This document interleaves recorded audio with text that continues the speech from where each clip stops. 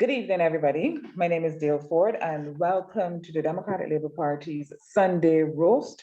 Tonight, the topic is the two sides of COVID in Barbados. I want to say good evening to party leader and spokesperson on finance, Verla de Peiza. First, Vice President and spokesperson on business, Ryan Walters. Hi, good evening.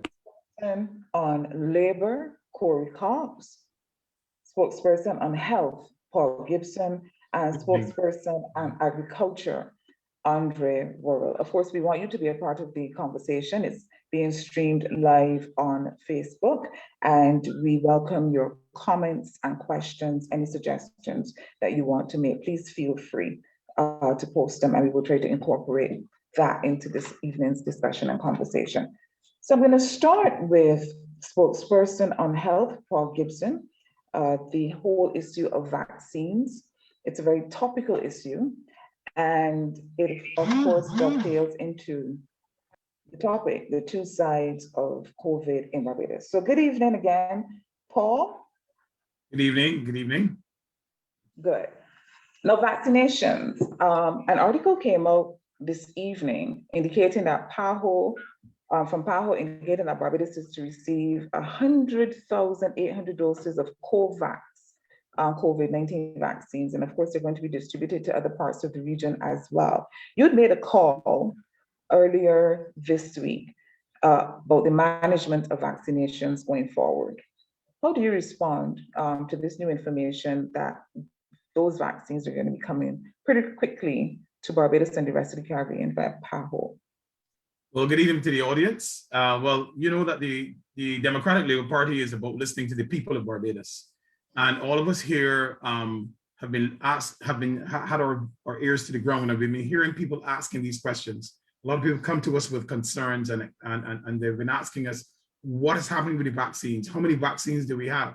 And so we, as a responsible opposition, would have to come and say, look, you know, what are the numbers like?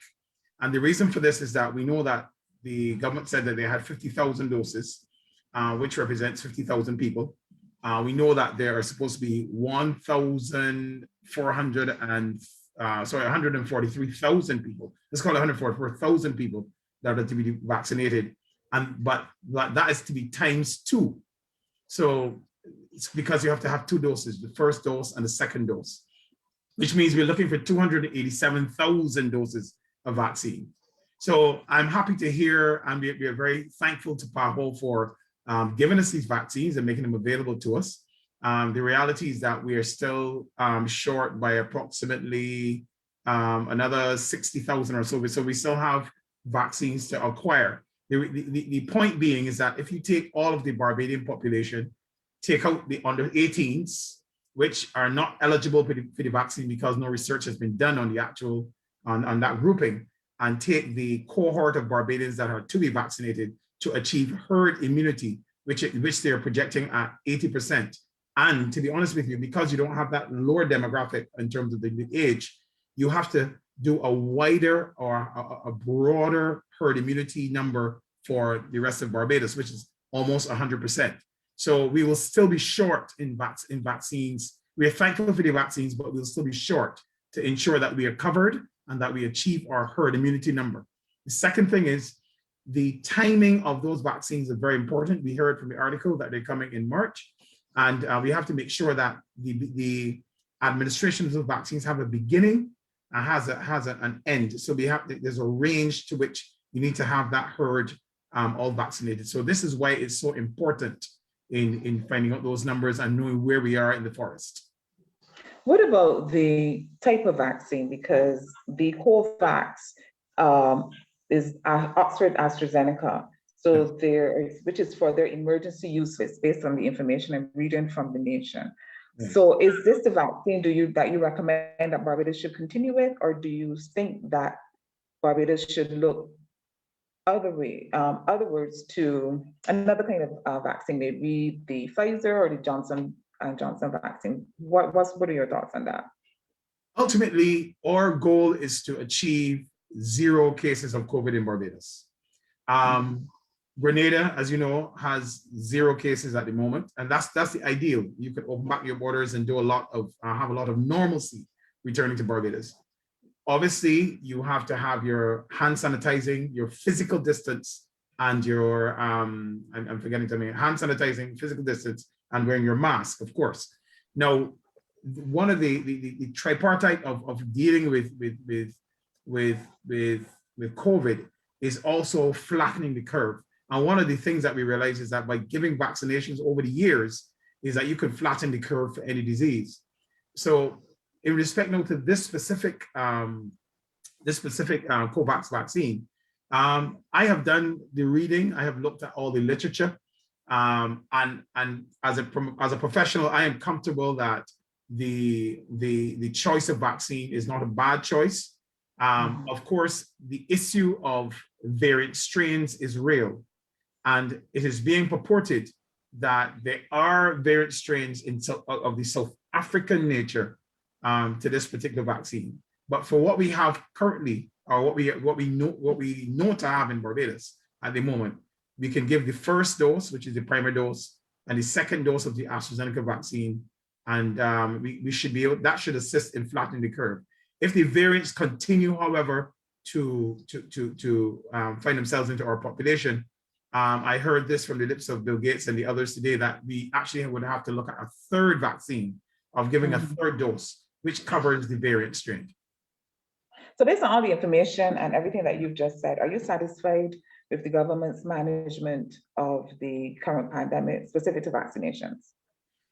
Well, what I would say is this: I am not necessarily dealing with COVID-19 is a tough thing. It is very hard, but governments are put in place to deal with difficult situations. That's what they're there for, and that's why they've been elected. So everybody's saying, give them a break, and so no, that governments are supposed to take the knock on the chin. And COVID is one of those such knocks. I mean, the Democratic Labour Party took the lead and dealt with our financial crisis when we had it in 2008. We came through that, and we passed it on to them. Now the Barbados Labour Party has their crisis, which is this COVID vaccine. And I'm going to say to you that they've dropped the ball somewhat. I'm going to speak more to that, but I'm concerned about some of the policy decisions that were made. I'm very concerned about some of the policy decisions they made. One of the things I'm concerned about, that they have not really accepted responsibility for the mistakes or the failures in those policies, and we're still to hear an admission of that. They have not done that, and of course they have to fix some of the failures that they've had in the vaccine process in respect to the fact that they're supposed to be vaccinating frontline workers, the elderly. And unfortunately, that train has gone off the rails a little bit because the system is overwhelmed. We have almost, I'm hearing now, a backlog of almost 10,000.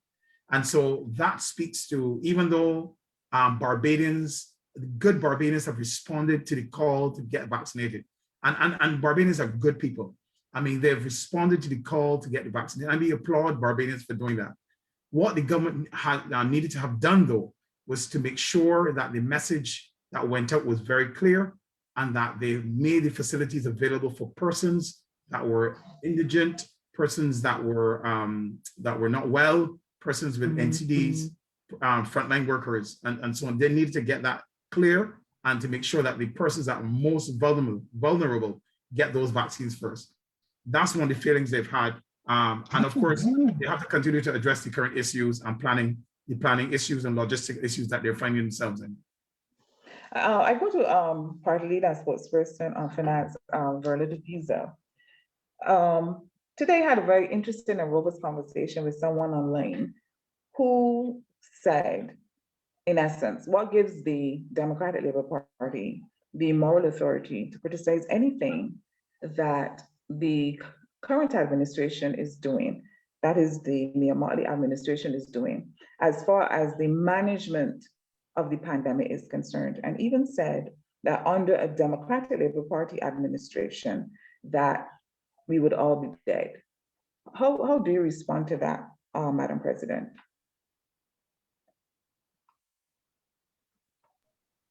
Thank you very much. We do need to deal with this frontally. The last administration was not terribly in terms of their reputation, but what we have to do is to make a distinction between fact and fiction, between what is propaganda and what really happened. Because let us consider where Barbados would be without the Best Dos Santos laboratory, which was set up under the last administration and with great foresight in response to another potential pandemic, which fortunately we were able to keep away from our shores. Alongside the Best Dos Santos laboratory, the Blackman and Gollop School was a multi-purpose built school. It is a school, but it is also intended to meet the needs of emergencies. So we have classrooms that are easily converted into dorms. We have bathrooms that have proper showers. We have separations. This is what we call foresight. So the last administration may not have been blowing its trumpet, but we can see what was done that set us in good stead to deal with COVID. We didn't have to go and look for an isolation center. We had one built at Enmore. We didn't have to go, that of course is not meeting capacity for this, but we had made provision for it. We did not have to seek to send our samples overseas for testing. We had a lab set up here and we trained our people to a high standard so that we could meet those international standards of testing. We have the Blackman and Gollop School. So we have three things to show that under the last administration, we were preparing for emergencies. The Best Dos Santos Laboratory, Blackman and Gollop, and the Enmore Isolation Center. This demonstrates that the Democratic Labour Party past was prepared for this eventuality. There may have been more to be done, but there was preparation made for this eventuality. And in relation to now, and being critical of the government and offering constructive criticism and also solutions, the Democratic Labour Party remains a voice for the people of Barbados. We may not have any seats in Parliament, but when you look at the numbers in terms of voting, there is significant support on the ground still for the Democratic Labour Party, and that demographic still has to be serviced. Alongside that, there was a large proportion of Barbadians who did not vote at all.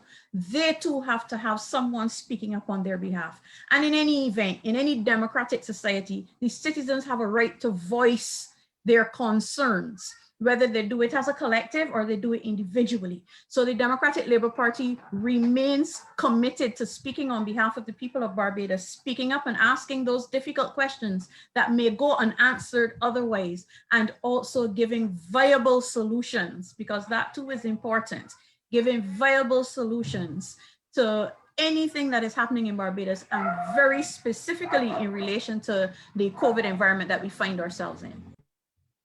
What about funding? Because you raised this publicly. What about funding for the vaccinations? There's been some speculation that there may be a tax to raise the funds. We did see that this evening that PAHO is going to cover some of the vaccinations, but as Paul Gibson said, that may not be enough. What are your feelings and what suggestions do you have about finding the money to pay for vaccinations, for more vaccinations?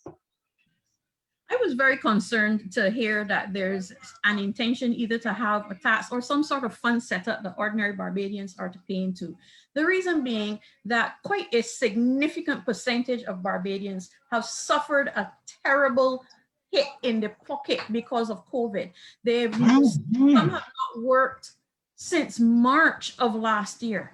Others have worked, but with reduced hours and the knock-on effect of reduced earnings in their pockets. They still have their families to supply. They have children who have to meet requirements in terms of online schooling. So now is not the time to be introducing anything new.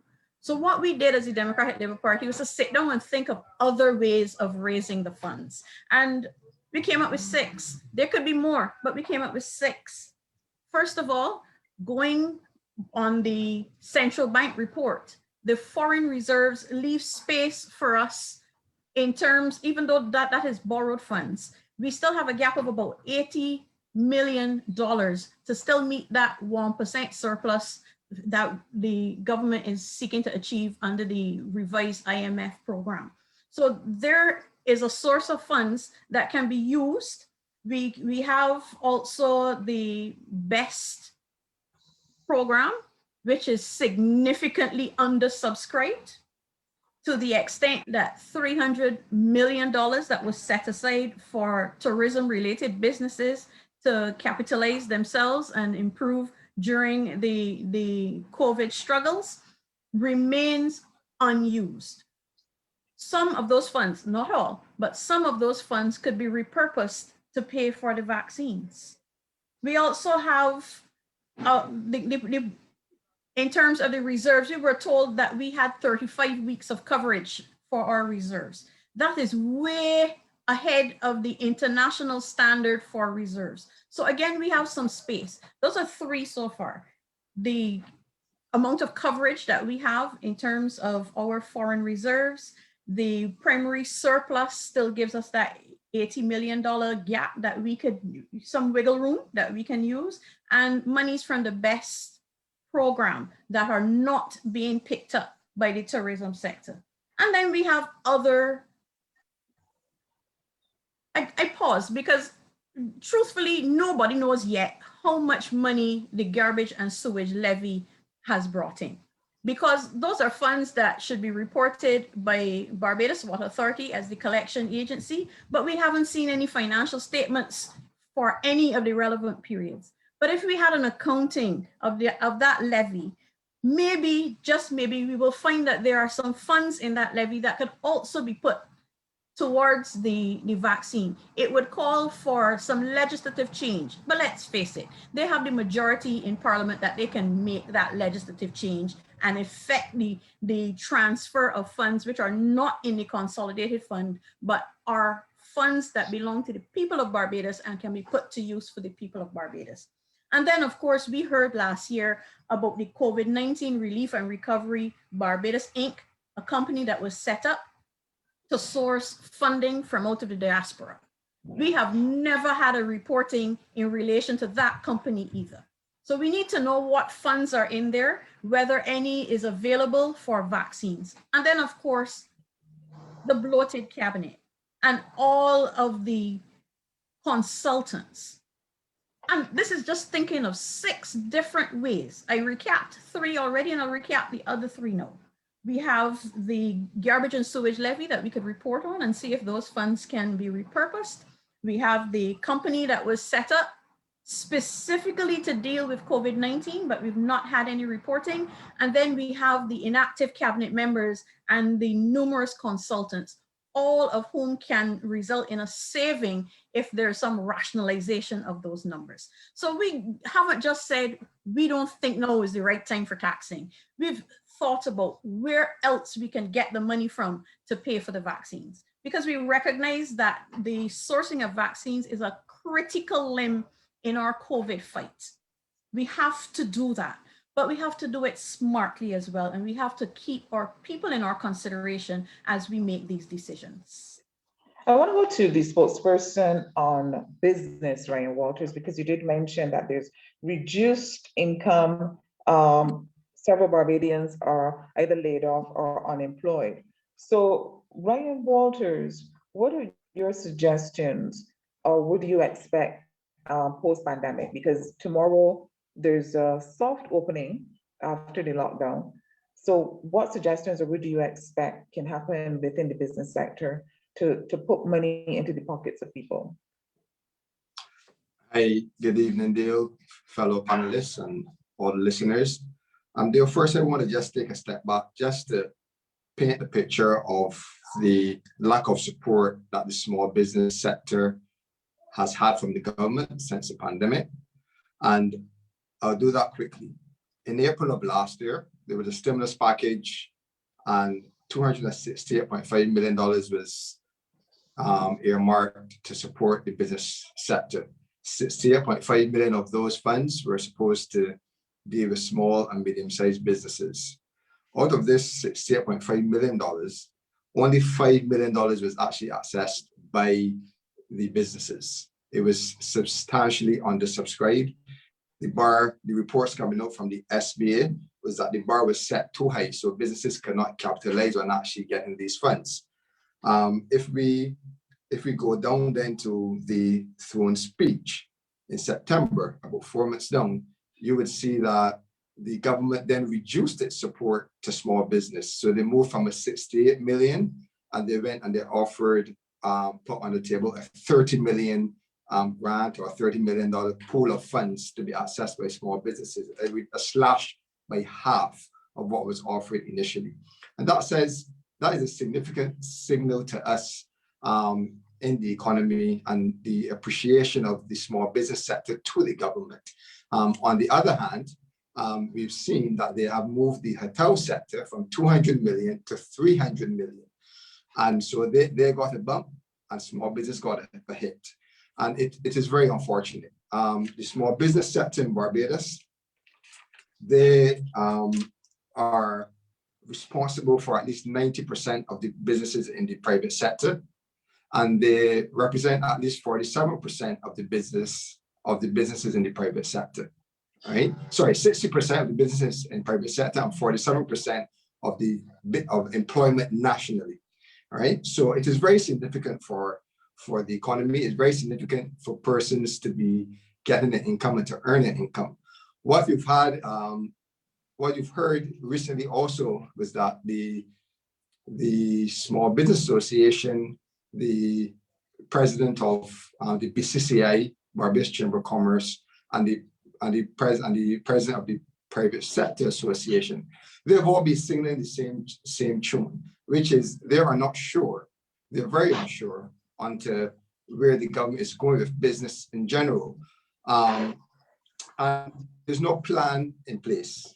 The government has seen it fit to put a plan in place for the hotel sector, which is primarily bigger businesses, primarily foreign, made up of foreign entities as well, $300 million to help with employment, yes, upgrade and maintain their plant and their facilities, help renewable energy build out, and digitizing and making them profitable on the whole. But when you look at those elements, these elements are very essential for smaller businesses to succeed. We need to hold the employment. 47% employment in the country is significant. We need our small businesses to be profitable. And so some emphasis needs to be placed there. It is apparent that there has been no planning involving the small, micro and small businesses to help get Barbados out of this trouble of unemployment and financial difficulty in terms of our economy. And we need the government with some haste to form defined policy that actually includes the sector, that puts money at the disposal of these businesses, not only as grants, but money to fund the businesses to do what they want. The SBA also highlighted that persons do not want a wage subsidy, which is a direct loan or direct funds for a wage. So businesses have different needs. So the same way there's a pool of money for the BEST program, there needs to be a pool of resources, including technical resources that small businesses can draw on, whether they want to buy product, whether they want to have an overdraft to help maybe pay wages, but they need to be able to have access to capital to be able to help sustain their employment and to be able to help build up their businesses as we rest on these in the absence of tourism. All right, well, let me ask you then, how do you respond to a suggestion that because tourism brings in so much of the GDP, that you put the funding towards tourism, which is going to kind of trickle down into the economy and businesses would benefit? Well, I'll respond by saying we have to follow the numbers. And if you refer to the Central Bank report of 2020, you would see that there was a significant fall off in tourist arrivals, as we all know, from April of last year, March, April of last year. But when you look at the revenue stream for government, you would also see that there's been a fall off, but it was not as significant as the fall off for tourism. They didn't trend in the same way. you would, if you ask the business sector, you would hear that they were down between 15 and 25%. And those are the parameters in line with what government revenues were down, right? So there is, and if you also check Marsha Cattle, she made it clear that unemployment decreased between April, May, and September. And this is in the absence of a BEST program. This is the absence of a BOSS program. This is small businesses. This is local economy working. So there is a case, a very strong case, when you look at the numbers, when you look at the data, that small businesses also play a very vital role in maintaining the economy. In a small business report issued in 2016, I think, small businesses accounted for up to almost 50% of the GDP of the country as well. So it is something that the government has sidelined, but the numbers, and this is the time that is actually coming to the fore, that the numbers are suggesting that the spawn of the small business sector is great and can be, if used effectively, can help us through this very trying time while we look to tourism in the future. All right, I want to go to Courie Cox, and I want to talk about labor because there have been some challenges on the labor front, Courie. And as Madam President indicated, that there are a lot of people who are currently not working, or they have been out of work or not to work because of the lockdown, the challenges that those have brought on. So in your estimation, what are the immediate challenges that employees in Barbados are going to be facing or are facing at this point in time? Good evening, Dale. Thank you for the question. Good evening to the rest of the panel and to all the viewers who are watching us on the roads this afternoon. Let me begin by saying that the employees across various sectors in Barbados, especially those at some of the lower levels, and it's not only unique to the lower levels, but especially those at the lower levels, are under tremendous pressure in Barbados. And it is not really, a lot of times we as members of the Democratic Labour Party, you'll hear us vociferously pushing better ideas and better suggestions at the government to bring an alternative perspective to the management of COVID and an alternative perspective. And the reason why we do this is because we recognize that there are many members and sectors in this Barbadian community who are suffering through no fault of their own. They don't have a say, they're not able to partake in the decision making, and there's no one to represent their voices or hear their cries. And we see, especially early up in this year, when Madam President, along with myself, along with members of BAMP, Dr. Adrian Lord on his own, there were also some frustrated Bajans who resorted to social media, and everyone was asking for the government to close the borders, close the country down, when our numbers were pretty small early up in January, when the COVID began to take a turn for the worse. I mean, it began in late November, early December, but we really began to see the effects. That was the next best thing to do, because everyone feared community spread in a small environment like this. And the Prime Minister said the other night, yes, COVID affects many countries across the world. There's no right or wrong. But let me begin by saying this.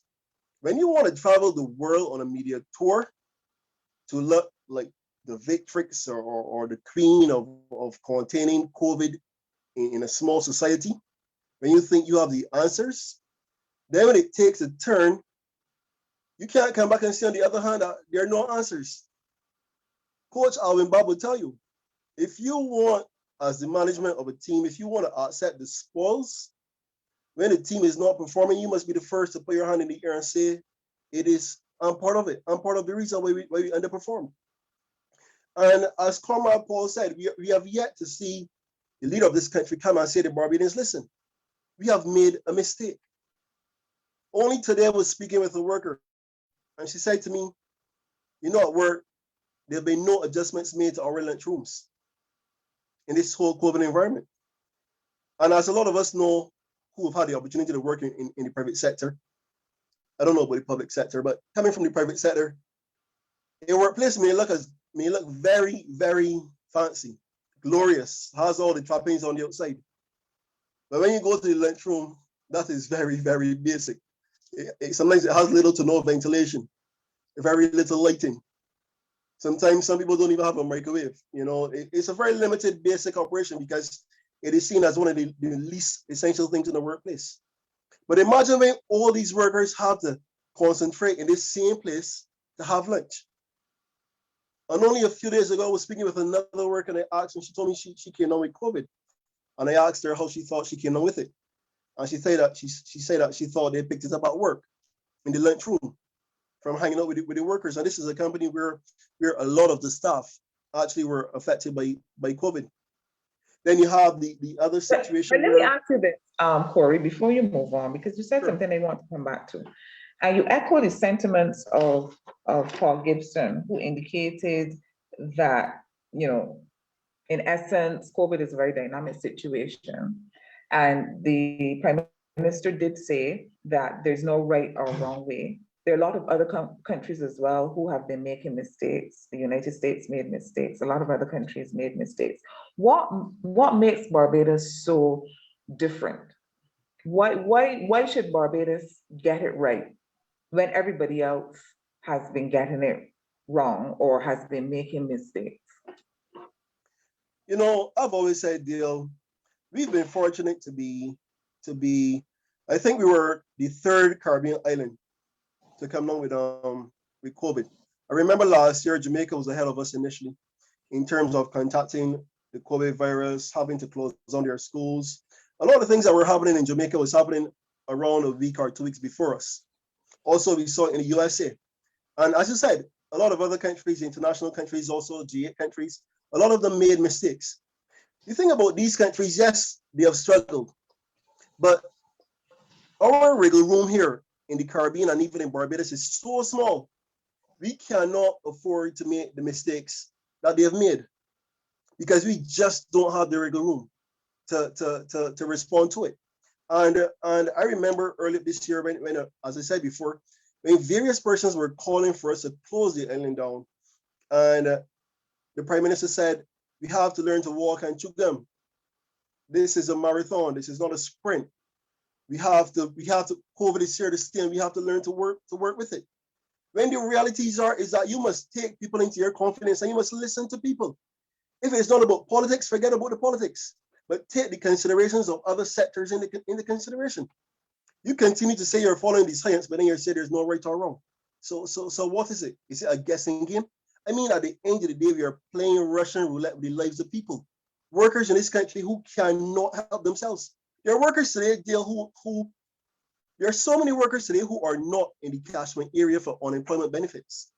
And it is beginning to scare me because it is making me ask myself, I would like to find out the numbers of employees in Barbados who currently do not qualify for unemployment. There are a lot of persons at home who have not even worked for the year.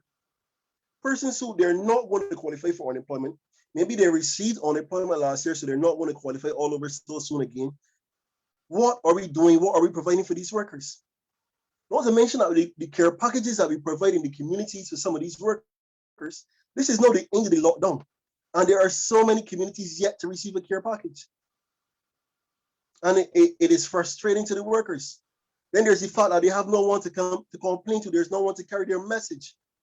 It's like with the various unions across Barbados. Who is championing the cause and representing the workers in Barbados?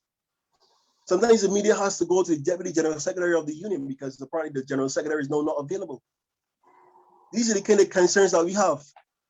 And then the head of the isolation facilities recently, he came out and he said that they're probably going to put some quarantine facilities in place because persons at home, they're not staying home and that kind of stuff, and they need to have them in a more controlled environment.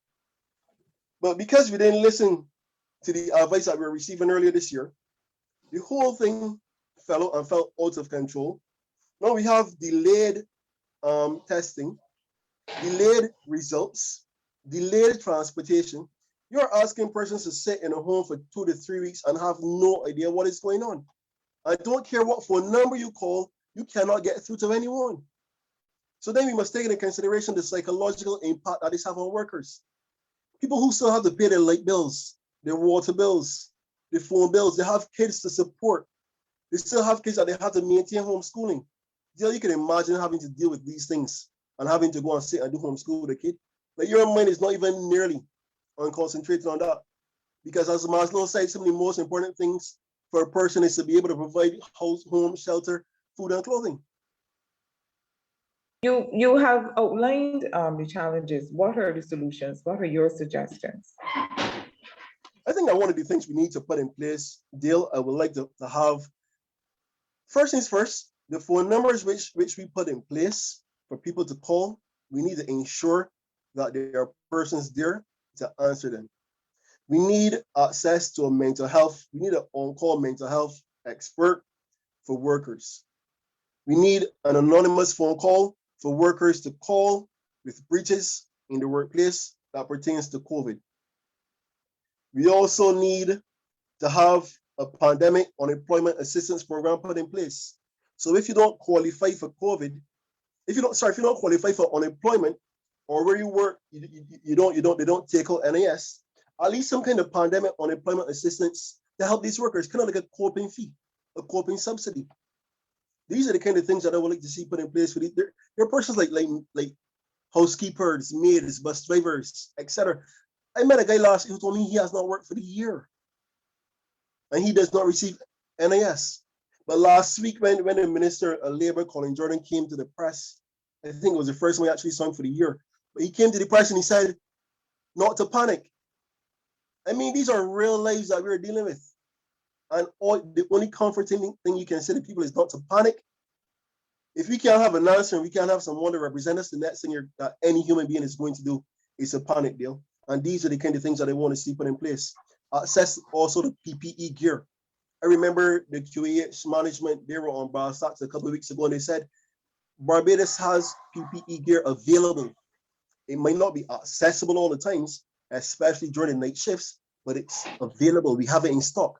What is the sense of having it in stock if it is not available 24 hours a day, especially for persons working a night shift?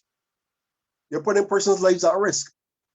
Then with the community spread, we can even speak about healthcare workers, especially when it comes to the geriatric hospitals. We have the elderly persons who are the most vulnerable in our societies.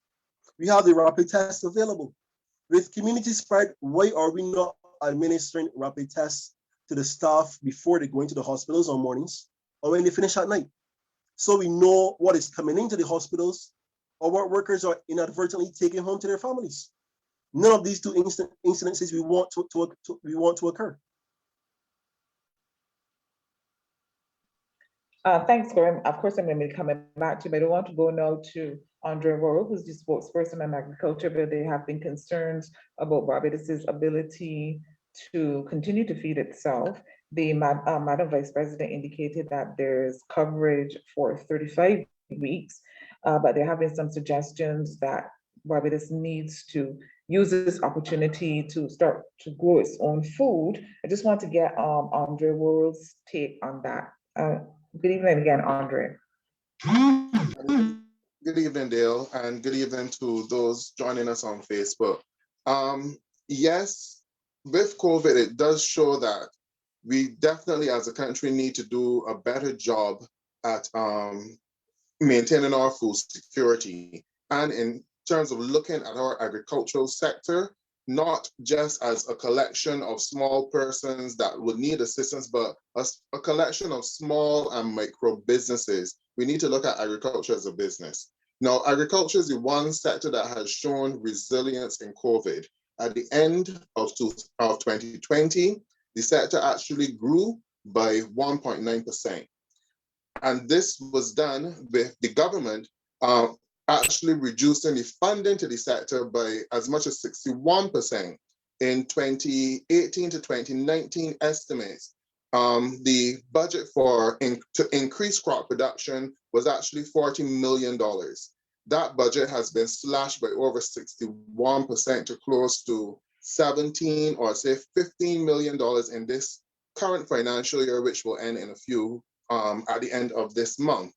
Now, if the agricultural sector is given the money that is thrown behind tourism, I believe that Barbados would be in a good position to shore up its food security and also to have persons eating better during this period.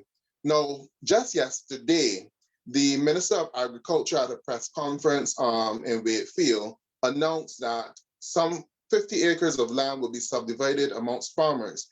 I'm very glad to see that this project is finally about to happen, because these farmers were waiting for this land since about June last year. Now imagine if the Ministry of Agriculture had provided the resources to make this land available earlier, these farmers could have reaped their first crop possibly by the end of December or January this year, and would have been contributing to the care packages in Barbados. So, but because the resources were not necessarily available to the Ministry of Agriculture, the process was delayed.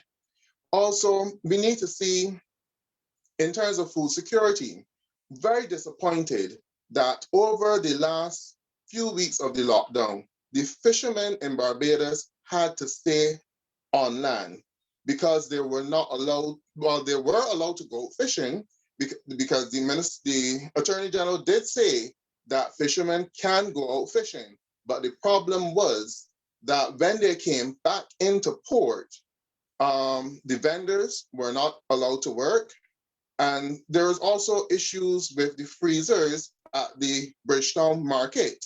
So therefore, it means that the Ministry of Maritime Affairs has not properly put things in place for these people to work during this COVID environment. No, the Bridgetown port has an excellent processing plant, which would allow the processors to work in sufficient space that they can have social distancing and adhere to all of the COVID-19 protocols. But when the boats came in, the problem was that some of the freezers were not working the way how they're supposed to, so you could not risk packing the freezers with the fish because a lot of the fish would possibly spoil.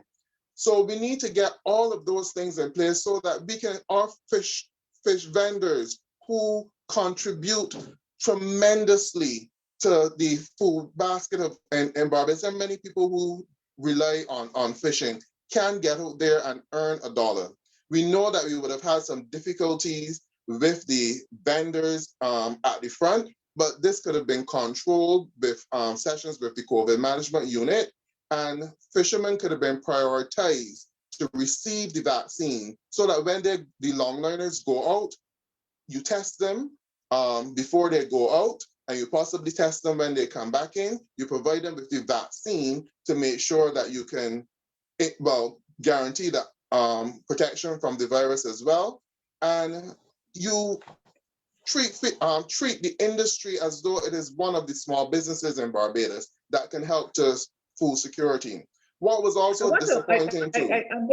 I'm glad you mentioned the word food security again, because I want to refer to an article by Dr. Worrell just last week, I think it was, when he suggests, let me get it right because I don't want to misquote him, when he suggested that depending on your produce and yourself is an insecure way to live. And he said that there will always be shortages because of drought, flooding, extreme weather, infestations, predators, and other adversity. And we know that Barbados still has the challenge with predial larceny. And he said, even if the food is produced locally, it is not enough, and it's not wise to depend on yourself to guarantee food security or to feed yourself. And he said locally produced food would not be cheap for customers.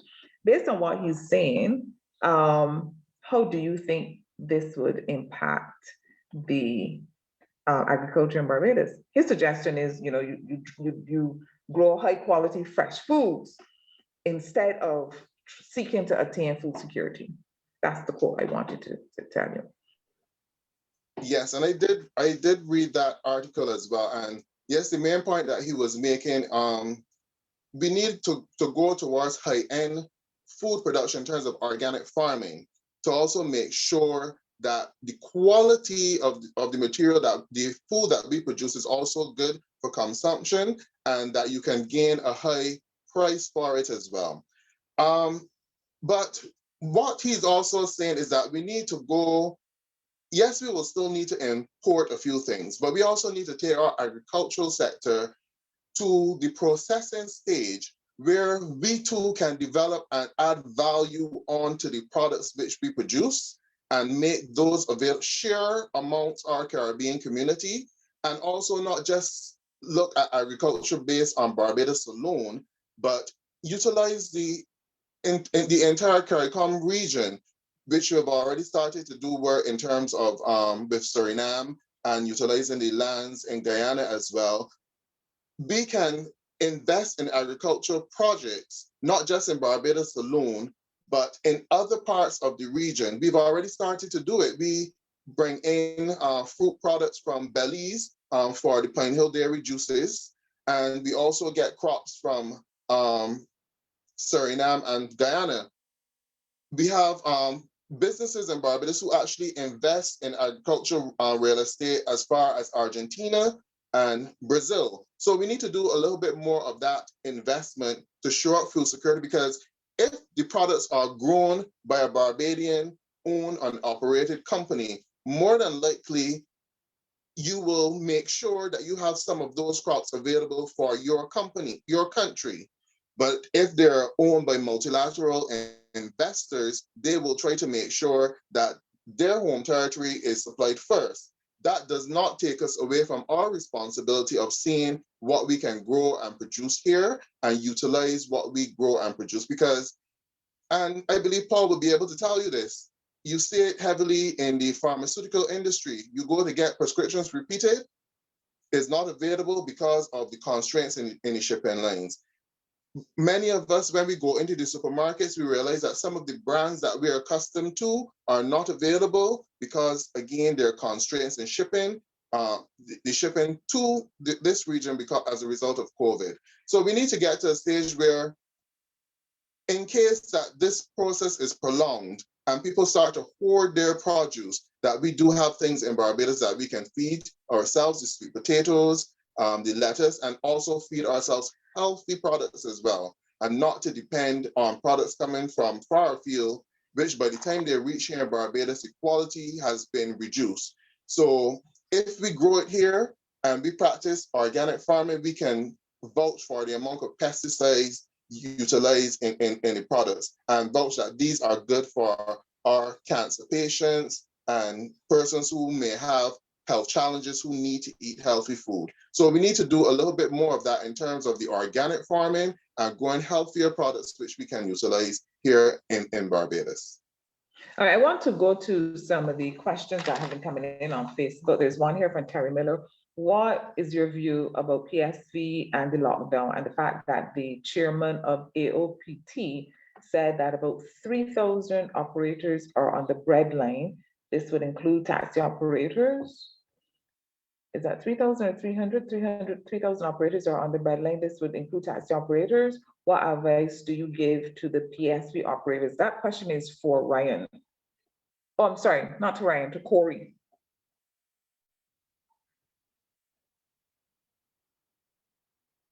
Did you hear the question, Courie? Is he there? Or maybe and someone else can take the question. Yeah. I was trying You're to. here, Courie? Okay. Yeah, did you hear the question? Yeah, I did. Okay. Mm-hmm. Let me say to Terry and to other viewers, as a fellow owner of public service vehicles, I totally understand where the president from the AOPT is coming from. And I actually had some conversations with fellow comrade Walters about this, with fellow comrade Ryan Walters about this a couple of weeks ago, because the public service sector is one of the hardest hit sectors throughout this entire pandemic. And last year when COVID began, especially after the tourist season was wiped out, you found out there was an abundance of coaches who usually do work as far as transporting the tourists from the port, maybe on island tours, private taxi coaches, etc.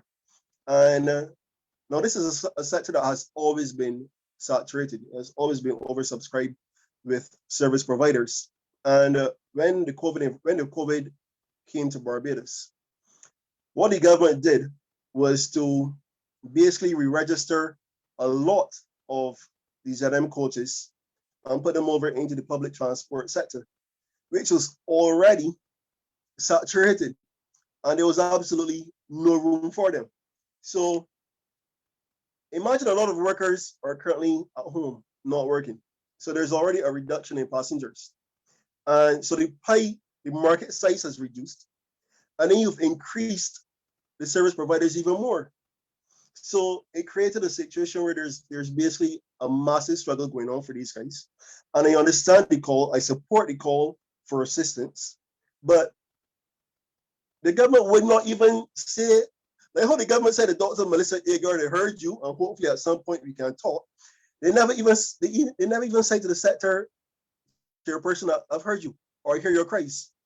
And I harken back to a couple of years ago when all these CMPSVs, took the government's picnic all down to Bath to facilitate that fun jovial thing that they had going on down there. All $1 million and one, except all mine, because it was not going to put money in that for sure, but all was down there. And now that these guys are crying out for help, there's nobody to answer their call. Now, a lot of things went wrong there. The government introduced a tax subsidy at the pump, where they removed the road tax on all motors.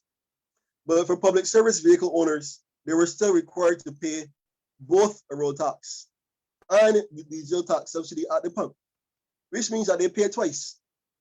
Now, you can find various means to aid a sector. You don't always have to take money from a struggling government as it is, because contrary to what she would like to say, no, that she is struggling with ideas, everything. But anyway, there are ways and means that you can help the sector. One is to remove the diesel tax subsidy at the pump, so the guys can have a reduction in diesel. Also, with the 60% in passenger capacity for these units to carry, it means that units which are insured for 14 and 20 persons are now really taking 7 or 8 people by law. So there needs to be some influence or some discussion with the insurance providers in Barbados to exercise some kind of reduction in premium for these guys also. Then there's also a situation where a lot of units have not worked for the year because it made no sense. And as an owner, I understood it. It made no sense for wanting to put a vehicle out there because you're not moving anyone. Actually, you're not even meeting 60% capacity. So as a result, a lot of workers are currently at home sitting.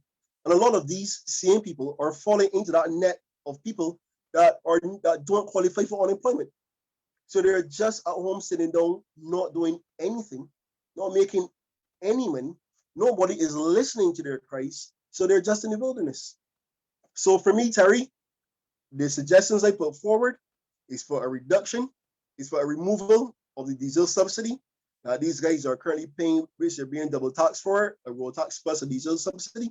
And I would like the government to sit down with the insurance providers, the president of the General Insurance Association of Barbados, to come up with, I mean, it's not government because it's the private sector, but to work with them to bring some kind of revised insurance package to owners, because at this point it is too high. Also, the government has problems, transportation logistical problems, getting people to Harrison's Point, to the hotel facilities, and use some of these same ZM coaches to move these persons. I know of instances where people sat at home and someone called and said, we're going to collect you at 10 o'clock this morning. And the bus did not come for the persons until 12 o'clock in the night. They even said themselves, they don't have enough transportation to take the persons. So why don't you put some of these same units into the program to transport these persons? Those are my 3 suggestions. Deal. All right, Courie. Jill, Yeah, yes, go ahead, Madam President. Only to put a financial overview in support of Courie. If you look at these central bank reports, over the quarters, consistently transport is a money earner. Yes, it took a hit in 2020, but this is a sector that can consistently be relied upon for revenue generation for the country. They therefore are deserving of support at this time when they're getting a hit, in the same way that tourism is deserving of support. And we don't want it to look as though you're supporting one category of business more than the other, because then we're back to that two Barbados again. We don't want to have that scenario and that conversation. So therefore, I support Courie. This money generating, finance generating sector is deserving of the support of government in its hard times. We have some comments that are coming in. Maxine McLean has said, beyond what the president identified, very early, the DLP administration addressed major infrastructural work at the Queen Elizabeth Hospital. The matter of the electricity supply was addressed very early. A review of all that was done at the QEH will show that much of those improvements continue to stand the QEH and the country's health system in good stead as we deal with this crisis. Sophia J. Lowe on Facebook says Barbados needs to employ the technology to use vertical greenhouses where they can grow more using less land space with the ability to easily monitor. Hal Austin said we need a two-pronged agricultural strategy. First, to reduce the current account deficit, we can make all fresh fruit and vegetables VAT-free. Second, instead of a scattergun approach, develop niche markets, that is sugarcane, to supply the rum industry. Manessa King made a comment on Facebook, what a stupid statement. Economist's role is not to produce.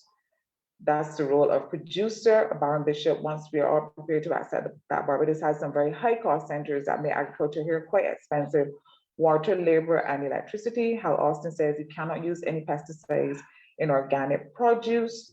And Michelle Taylor says, I work with an organic farmer and she eats very healthy. So the comments are coming fast and furious. There was a comment, and I don't hope I didn't lose a question asking about NAS.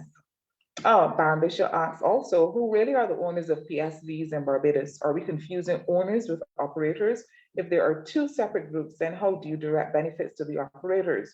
No government yet has been able to tell us of this sector, if this sector is really controlled by the masses. The question I want to ask Madam President, and this came in online, what strategies will the DLP employ to ensure that there's a higher level of compliance with NAS payments in a post-COVID-19 Barbados? So that question is to you, Madam President. What strategies will the DLP, I believe they may suggest that there's a higher level of compliance with NAS payments in a post-COVID-19 Barbados? Thank you. Before I answer that question, I think one thing that the COVID-19 experience in Barbados demonstrated was that that national insurance has some holes. That we have a strata of society that stands outside of it, but could benefit in certain scenarios. The second weakness that was discovered is that a lot of self-employed persons, whether they paid into the fund or not, did not stand to benefit under the ordinary funds of national insurance. So we had two things. One, the net does not include enough, and two, that some people who are paying and businesses that are paying into the fund don't get any benefit out of the fund in scenarios like this, which is why there had to be the separate funding for those people who did not qualify. And that is superimposed on a structure that, while it is not strictly speaking government, still has those issues in relation to collections. For any business, the receivables is a significant point that has to be minded, that your receivables do not outpace, in particular, your cash flow. So yes, like other government agencies, the National Insurance should pay some attention to collections. But on top of that, what we have seen is that National Insurance very likely is ripe for reform of its own. So it is not just about collecting in, but about having other persons brought within the fold of National Insurance. On top of that, perhaps what we also know can look at is the different categories of investment that National Insurance is allowed to do. If perhaps we had a fund that was more commercial in terms of the manner in which it could invest, so that there's less dependence on government paper, and they can make at least a larger percentage of the funds that you can invest in more risky, not that you're playing, you're gambling with the money, but that you can literally play the market in a more meaningful way, especially the overseas markets, to bring in greater revenue. Then the fund, I think it is right. Everything right now under COVID is in sharp focus. So it is not just about collections, but it's about reform in general.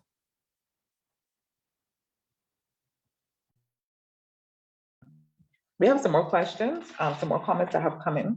But before we move on to those, you made a point about reforming. And that's a word that we've been hearing in Barbados, particularly with reference to the civil service. Reforming the civil service is still not has been done or has not been done to the level that seems to make it efficient. Barbados is known for having implementation deficit syndrome. We have a lot of solutions. We have a lot of talk shops. We have a lot of groups and committees and meetings, and come up with some of the most brilliant solutions. But then it is the implementation. We seem to have an issue with that. How would a Democratic Labour Party administration deal, because the Democratic Labour Party administration faced these challenges as well in the past. How would a DLP administration deal with not the ideas or the solutions, but the implementation?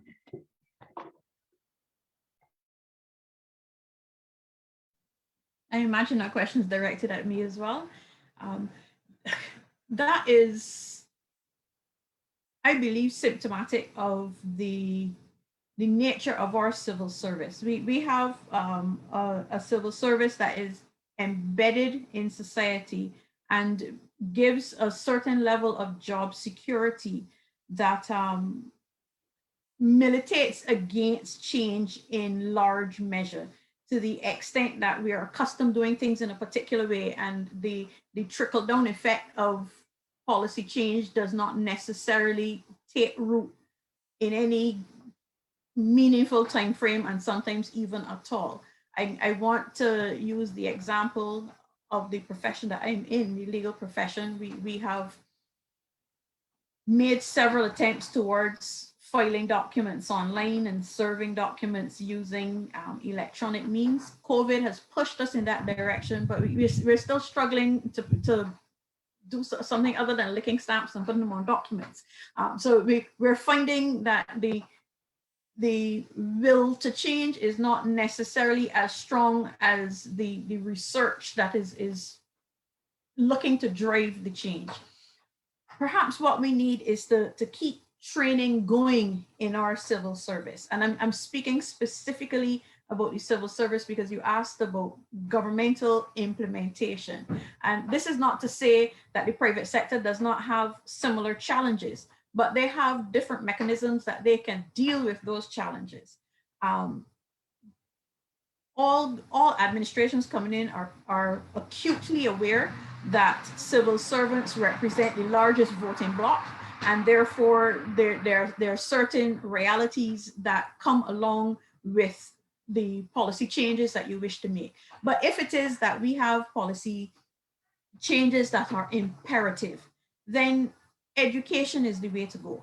Train the staff towards the new development. And if it is that we keep training as a part of the process of and part of the dynamics of your workplace, then the changes need not be scary.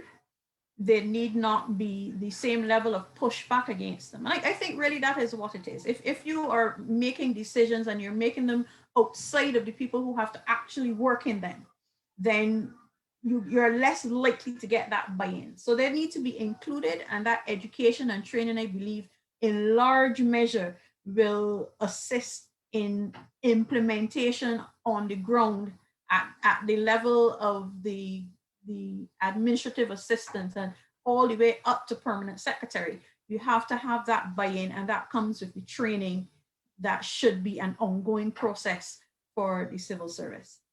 I didn't hear you mention accountability, and that's one of the challenges as well within the civil service.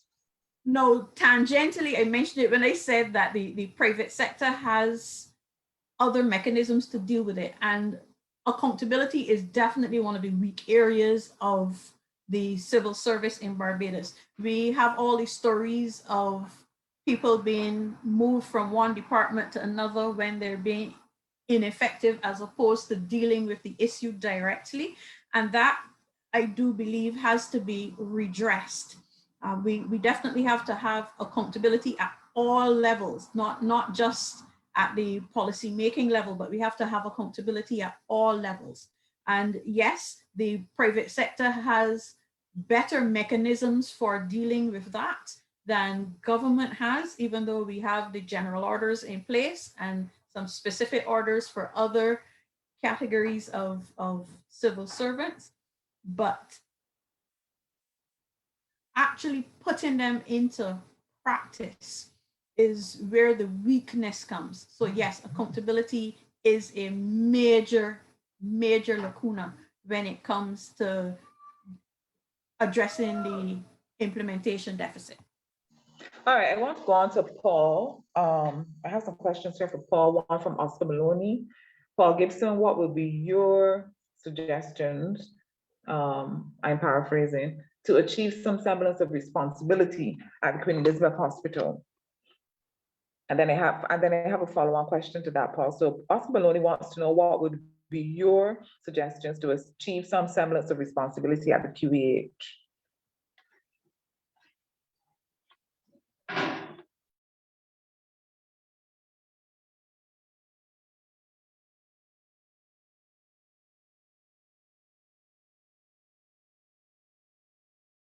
I'm not sure if Paul has heard me. Is Paul still there?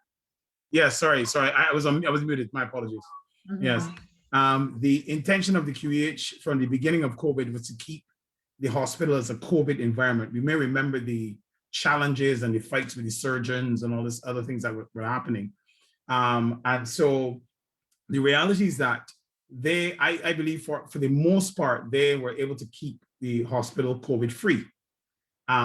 But once community spread was admitted, I don't want to say realized, because I think everybody realized that there was community spread, but nobody wanted to admit it. Once it was finally admitted that there was community spread, we began to see that once you were in any home in Barbados, that you would predispose to COVID, including nurses, doctors, maids, lab technologists, and so on. So they go into their homes, go into environments where there's COVID, and come back into the QEH. I believe that once the COVID got its way into the QEH, because of how intimate persons work and so on, that it would jump from person to person to person. So once we had community spread, I can honestly say that it would have been very difficult to keep it out of the hospital. So it is in the hospital, and they're having to deal with it like everybody else. The other thing is that, and so I don't know if I mean, the key thing will be to keep it out of the QEH, and you now have to continue to make sure that you do so, and make sure you mitigate against it coming into the wards and across the hospital. That's the first thing. The second thing is, the QEH has been, the way how the government is currently dealing with the QEH, they've gone from Harrison's Point to Blackman and Gollop to Savannah Hotel to the beach house, and they've taken homes, nursing homes, and turned them into isolation facilities as well. So the incidence of persons with COVID were so much. There was so much that the hospital now manages seven facilities, right? Now, the reality is this, that this is really admission to the fact that the level of COVID that we have in Barbados. It is really a concern. It is really a grave concern. You have decent Barbadians who have had to put up with COVID because a government did not follow the isolation protocols, the protocols of shutting down the country when we were at 37 cases per week. When we were at 35 cases per week, and on December 20th, we did not close. And so the hospitals affected.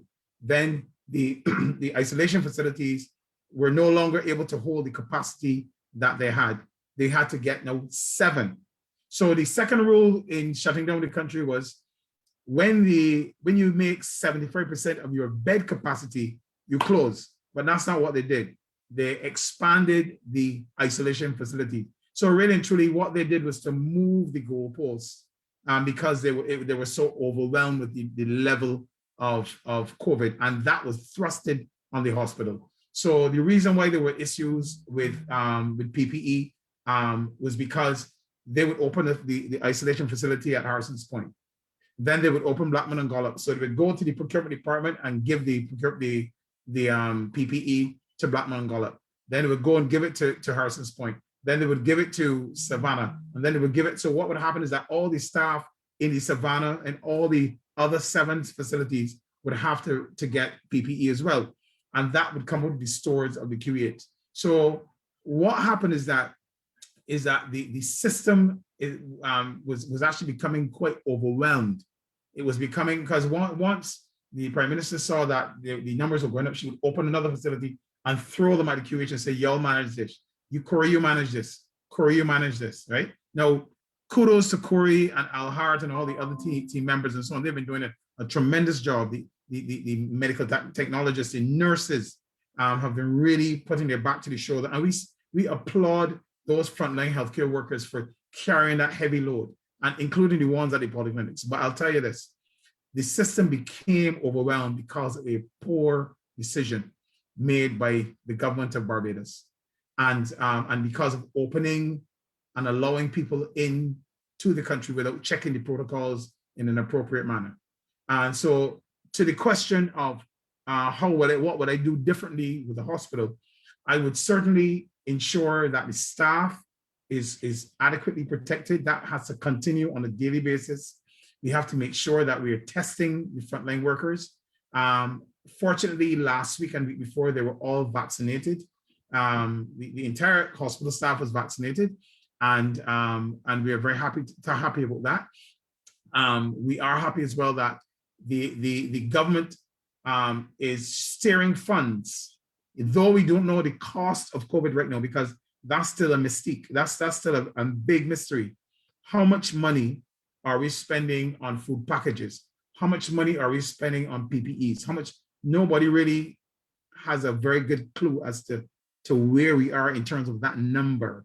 And it's the number that we, the Democratic Labour Party, are asking for, or members are asking for, and Barbadians as a whole are asking how much it's going to cost. And so what the thing I would do is have even greater accountability in terms of the numbers. I would applaud the staff. I would applaud the leadership of the QEH, Mrs. Sutherland, for the job she's doing. But I would say that they need to have they need to manage the processes better. So the issues surrounding the management of COVID generally are logistic issues and administrative issues that need to be addressed. And this thread finds its way all through the way that the government has been handling the COVID pandemic. There has been this ad hocism and this matter of not taking the time to get the right administrators to go 33,000 feet and look down and see where the blockades are. And this is why things like swabs going missing, or not having enough throughput, or running out of reagent, and having people stay at home that are COVID positive and infecting everybody else. This is where all those problems came, because somebody dropped the ball by not managing the processes adequately. And that's my take on the matter with QEH.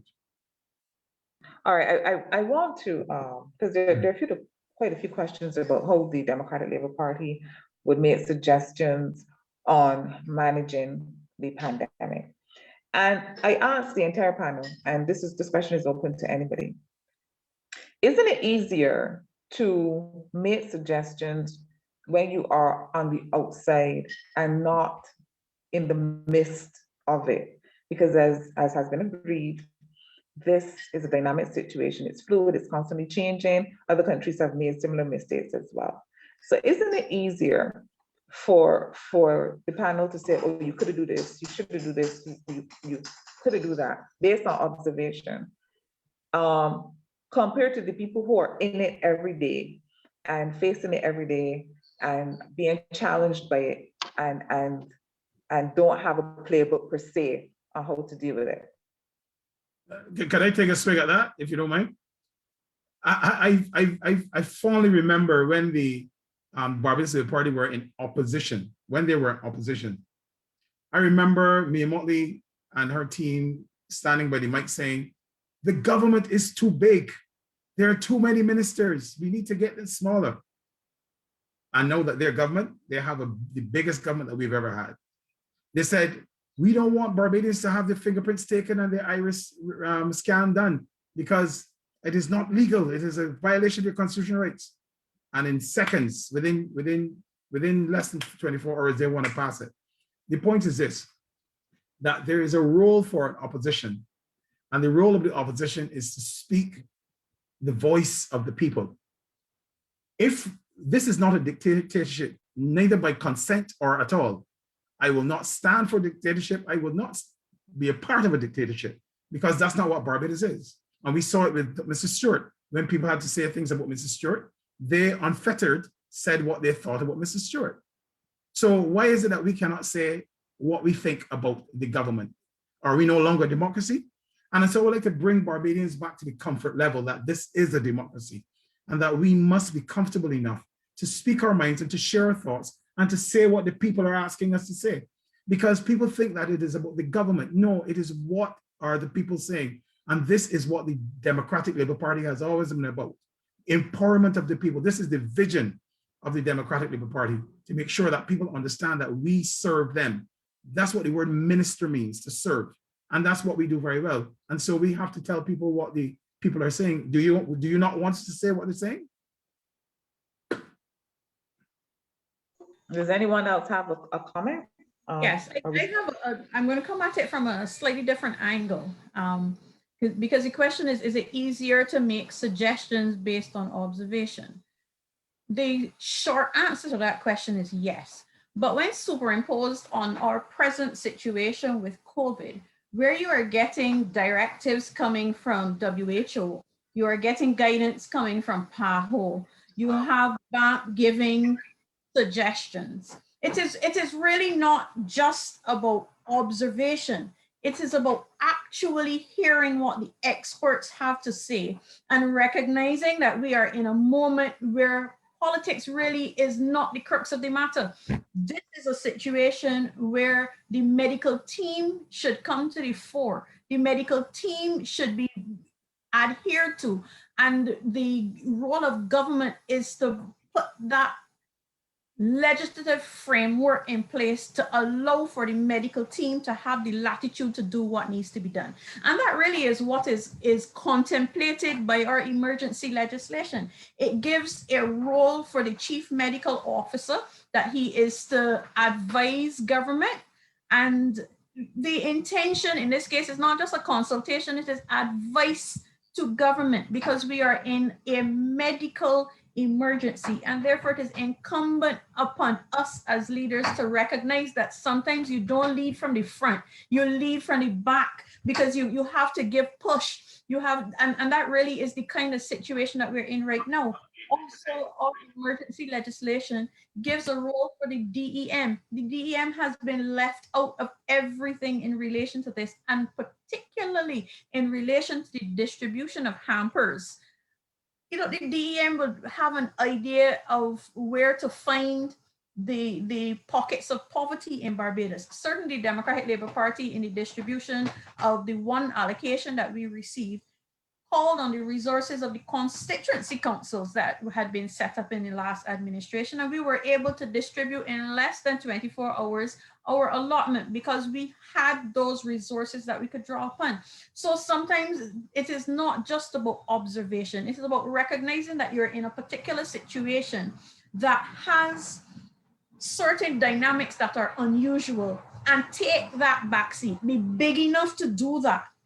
And then it is not just observation here, but observation overseas. We saw the collapse in the US. We watched the chaos ensue in the UK. They seem to be getting it together now. But we also saw New Zealand. So we had good examples and we had bad examples, and therefore we should know going forward that it is not enough to put protocols in place if one, the protocols are weak, and two, but because they're not following the medical and scientific guidance, one, and two, if they're not policed in a manner to make them meaningful. So you learn by observing. So it is okay to make suggestions from observing, but then we have to recognize that the situation that we are in right now has a roadmap set out internationally, and it is incumbent upon governments to follow that medical and scientific advice, because the protection of citizens is the primary job of governments. Dale, if I could also make a contribution as well. Right. I also believe too that, okay, even though we are not in government, we still have a right to make a contribution as to how this pandemic is being managed and how the country is being managed as a whole. When the Barbados Labour Party formed the opposition, often on their platforms, they would say to the government, if you don't know how to manage the situation, if you don't know how to manage the crisis, call the election and let us do it. We know how to do it. But we are in a pandemic which has completely devastated our economy. And you need to have as many players as possible putting forward ideas. And one of the things that Barbadians are concerned about, they're wondering who is the Mayor Motley administration taking their advice from, especially when you look in terms of this phase reopening. It was very disappointing to read that the Barbados Association of Medical Practitioners were not consulted and had a totally different view. That is just one example. In a situation like this, as many people as possible need to speak out and speak up, and that is what democracy is about. That is what parliamentary governance is about. It is not about the 30 people who are in the House of Assembly making all of the decisions, but consulting with the population. And the Barbados Labour Party administration said that they will do this. They will consult with the people in terms of making decisions, but we are finding far less of that is happening now. And as many people as possible need to be able to get out there and give their opinion and put forward their suggestions, because we have to do a lot of changes in this country. And these changes will be better implemented if persons feel that they had an opportunity to contribute to the change. That way they will be more willing to accept the changes. So I think that as a party, we do have a right to speak, and we have been speaking up, and everybody in Barbados should feel comfortable giving their views and their opinions and critiquing what is happening right now, because we want the best for our country. And it's not just for 30 persons to make those decisions for us. All right, we have some more comments coming in. I'm going to read one from Maxine McLean again. She says, it is my understanding that there is a very high interest in traveling to Barbados among UK nationals when the UK lifts its travel ban. In addition, there's periodic reference to cruise ships possibly returning at the end of the year by the Minister of Tourism. We have seen the problems of lack of capacity of the Best de Santos lab when it tried to satisfy both locals and servicing departing visitors who have to present negative results. So in their countries on return, what suggestions can anyone on the panel suggest to address this potential problem for the Best de Santos Lab. I know I stumbled a little bit in it because I was just reading it a bit, but in essence, she's asking the panel, what suggestions do you have for when the UK nationals and begin to come to Barbados again when they lift their travel ban? Who's going to take that question? It's an open question to the panel.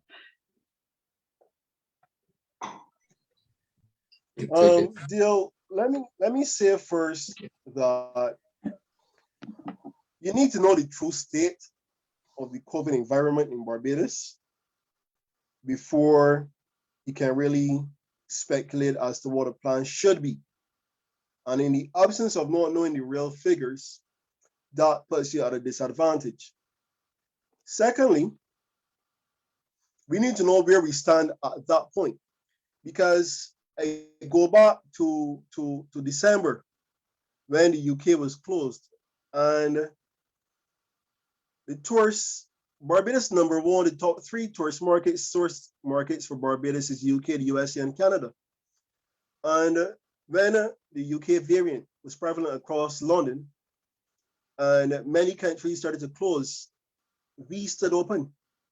We maintained that we had Harrison's Point, we had the laboratory built by us, we had all these things, we had all these facilities. We were going to be the He-Man out of everybody. And we see how far we got it.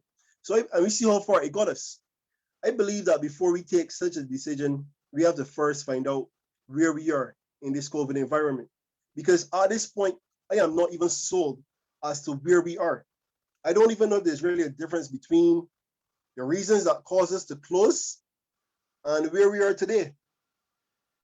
A good question can be asked, what did we achieve from being on pause?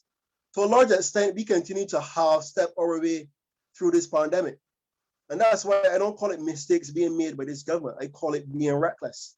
And as Andre said, BAMP wasn't considered earlier this year. And even when we started to open back up from tomorrow, BAMP said a couple of days ago they were not consulted again. So it's like we continue to make these warm-mind decisions.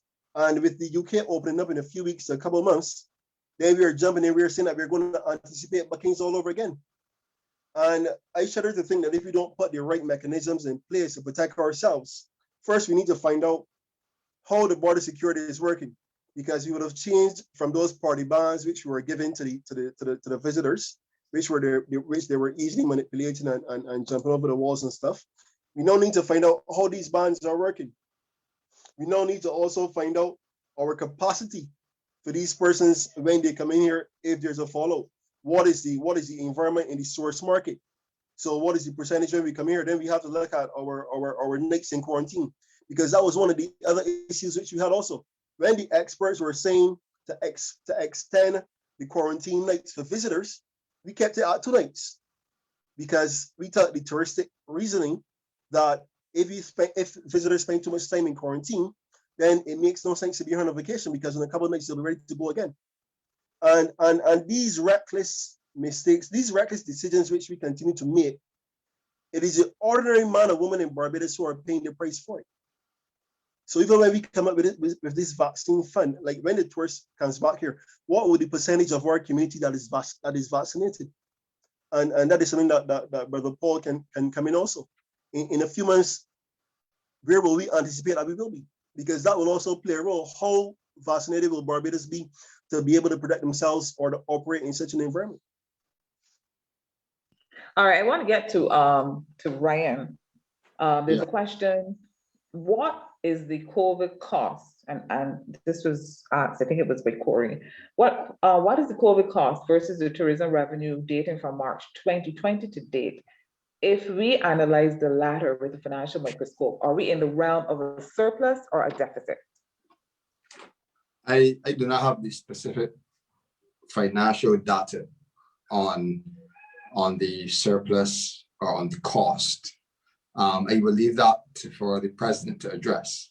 But however, in support of Courie's analysis of reopening and welcoming tourists, I think that the government needs to be transparent. before we accept any tourists on our island, we should know what is the percentage of persons that need to be vaccinated in our community.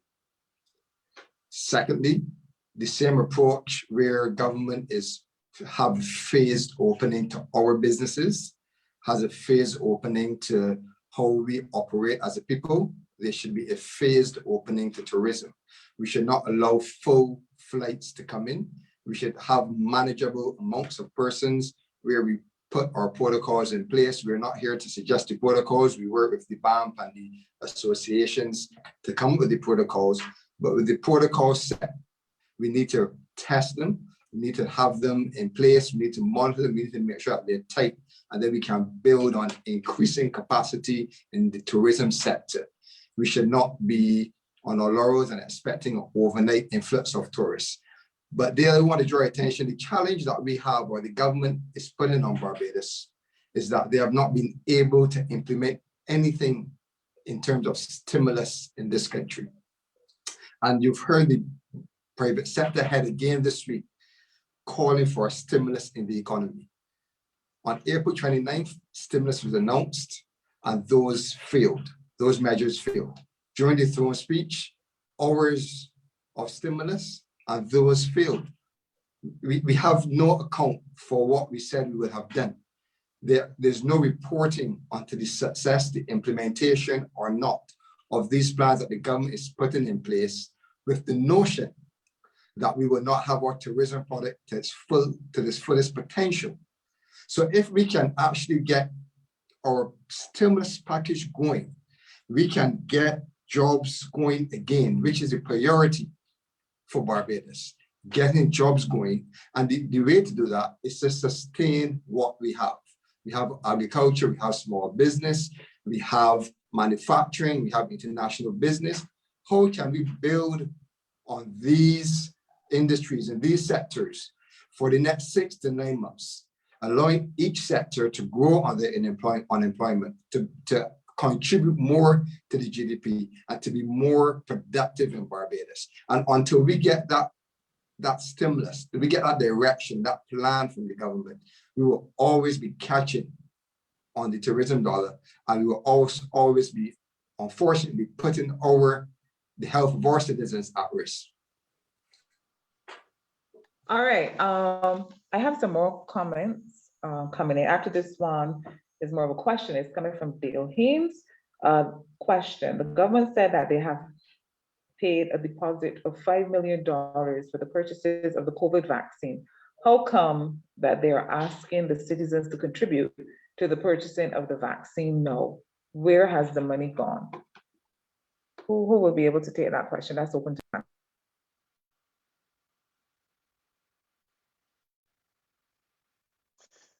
Can you repeat the question, Dale?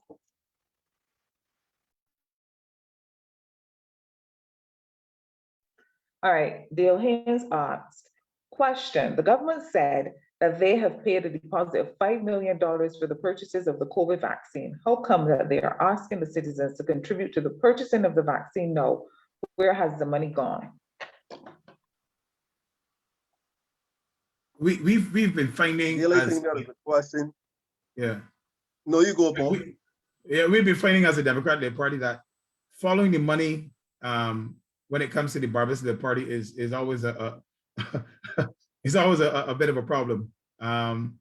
You are being donated. We saw from the article in the Nation that PAHO has given 100,800 vaccines. We've heard that from our coffers has gone $1.2 million US. We know that a vaccine is $8 a pop, right? Do the math, right? And you realize that it's not making a whole lot of sense. We are finding that there's usually not a lot of accountability with this government. There are structures set up that are outside of the traditional structures. We have the COVID Relief Foundation and so on. We have the feed program. We have all of these things, but in terms of the laser focused look at their costings and where they're spending their money and accountability, Usually the question is asked and there's usually not an answer. You don't know if they've been tendered, and with the laws in place as they are, somebody thinks you don't have to tender for, right? Because of this COVID, the laws that we're under right now, which is unfortunate, but still there must be accountability. So we really would like the government to come and say to the people, give us an update as to the expenditure as it relates to the COVID relief that we've been having. We know that had the country been closed in December, we would have saved $150 million. That we wouldn't have to spend that, but that has been spent, right? And these are some of the issues that we're having in terms of the cost of the vaccine. There's still no answer in terms of explaining that $1.2 million. If we are being given vaccines, did we give that to buy vaccines? How many vaccines are we getting for that? What's the cost of each vaccine that you paid for in that other track, right? These are things that we need the light to shine brightly on, because there needs to be transparency. There needs to be we need to be seeing what the government is spending money on, and this is something we're demanding.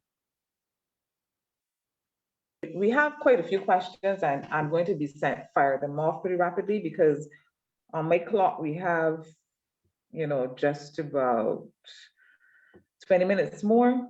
My clock is saying about 7:39, 7:40. So I'm going to ask the questions, and I want very concise answers, because there are a lot of questions that have come in. I want to get in as many as possible. First one, was Seek and Save a waste of taxpayers' money? After all, they found 20 cases in the community. We know they found more than 20 cases, but Shaka O'Neill is asking, was Seek and Save a waste of taxpayers' money? After all, they found 20 cases in the community.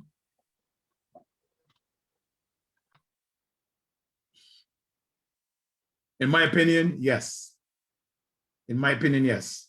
We found them, but couldn't go to pick them up and take them to Harrison's Point. We couldn't do anything with them because they had to be stuck at home because there were no buses. The facilities were not enough. So the plan had to be synchronized, and it was not synchronized. It was not synchronized.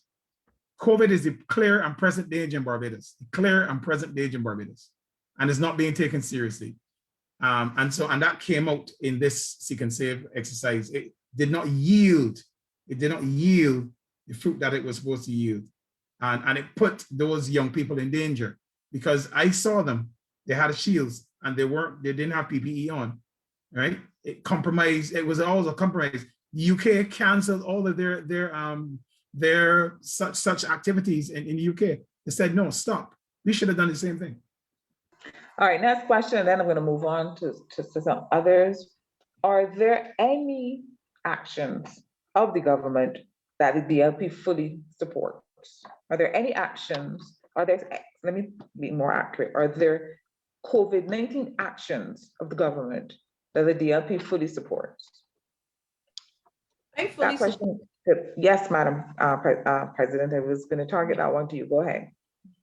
I'm going to answer that question, and then I'm also going to segue into where Paul ended just now in relation to Seek and Save.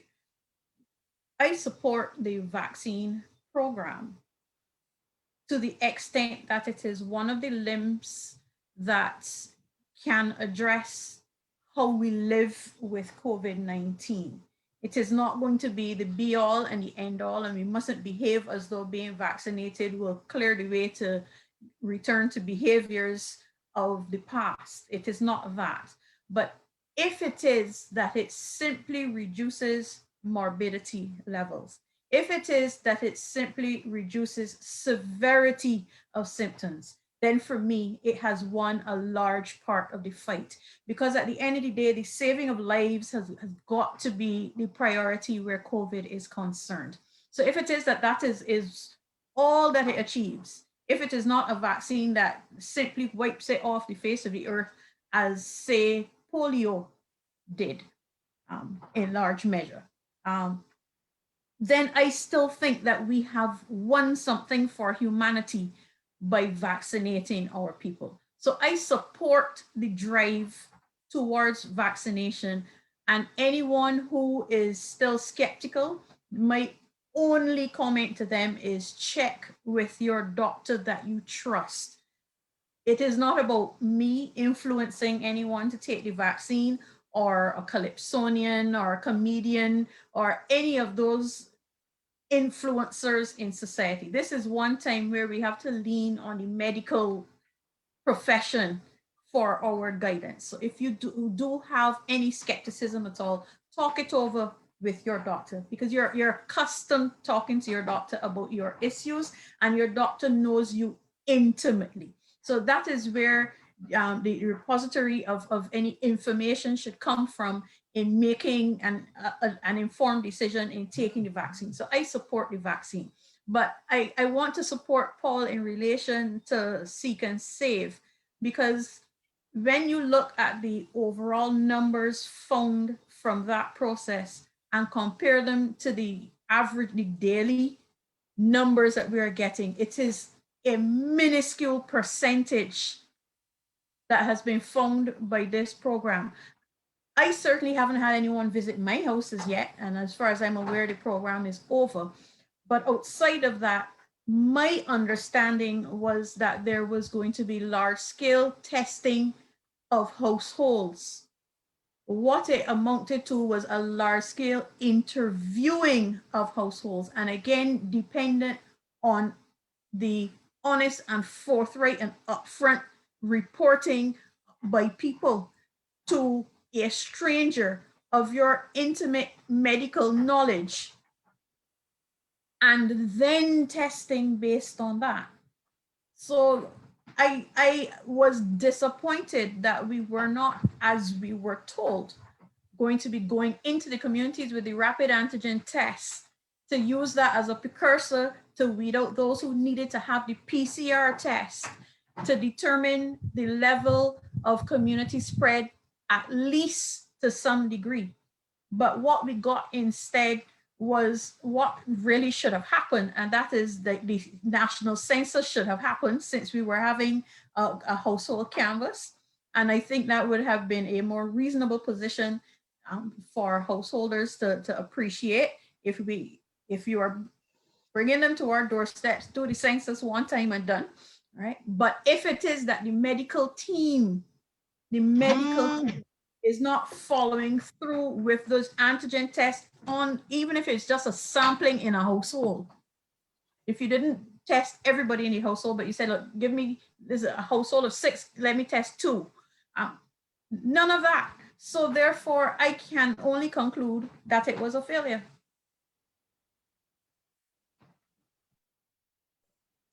All right, I want to move on to ask the journalists. I understand there is a journalist or journalists who have questions, and they have logged on with us. So if that journalist has a question, we welcome that question now. Please go ahead.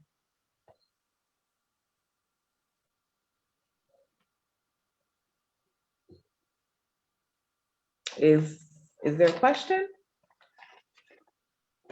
All right, maybe I mistook the hands up. All right, let's go back to some comments.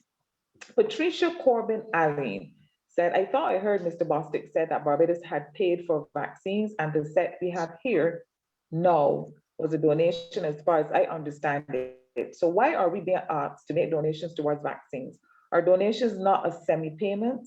So how come I am hearing, we're not asking you to pay for the vaccines, we're only asking for a donation? Is that not some form of payment too, even if a cent is donated? That is payment in my opinion. Does anybody have, it was touched on earlier, Madam Yes. President, you spoke to it, Paul spoke to it as well, and I believe Courie touched on it as well, but just to re-emphasize and to answer Patricia Corbin-Allen, who is on who's following on Facebook, do you think that a donation can be considered payment?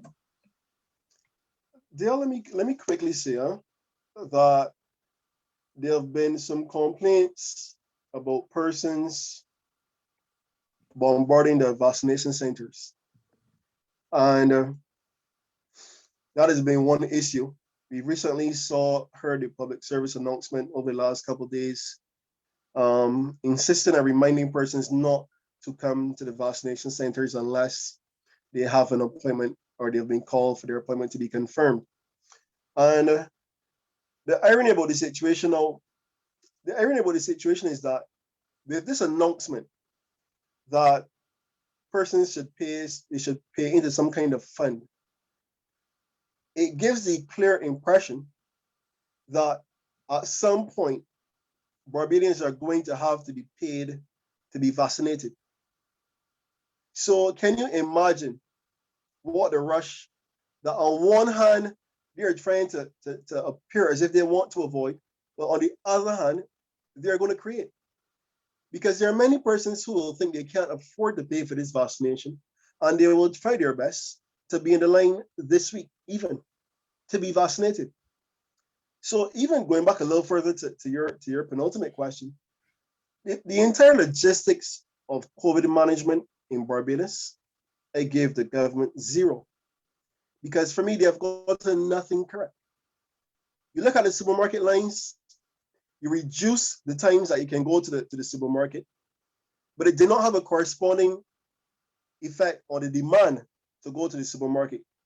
So all that happened is that the supermarkets operated in reduced time, reduced operating costs, but with the same amount of people. There were just more persons operating in a smaller window. Take the teachers, for example, who are working, who are executing homeschool. At what point do they get to go to the supermarkets?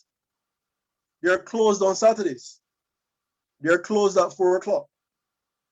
And if provisions were made for them to be open during this time, it could have even expanded the crowds of people who are coming during the short window.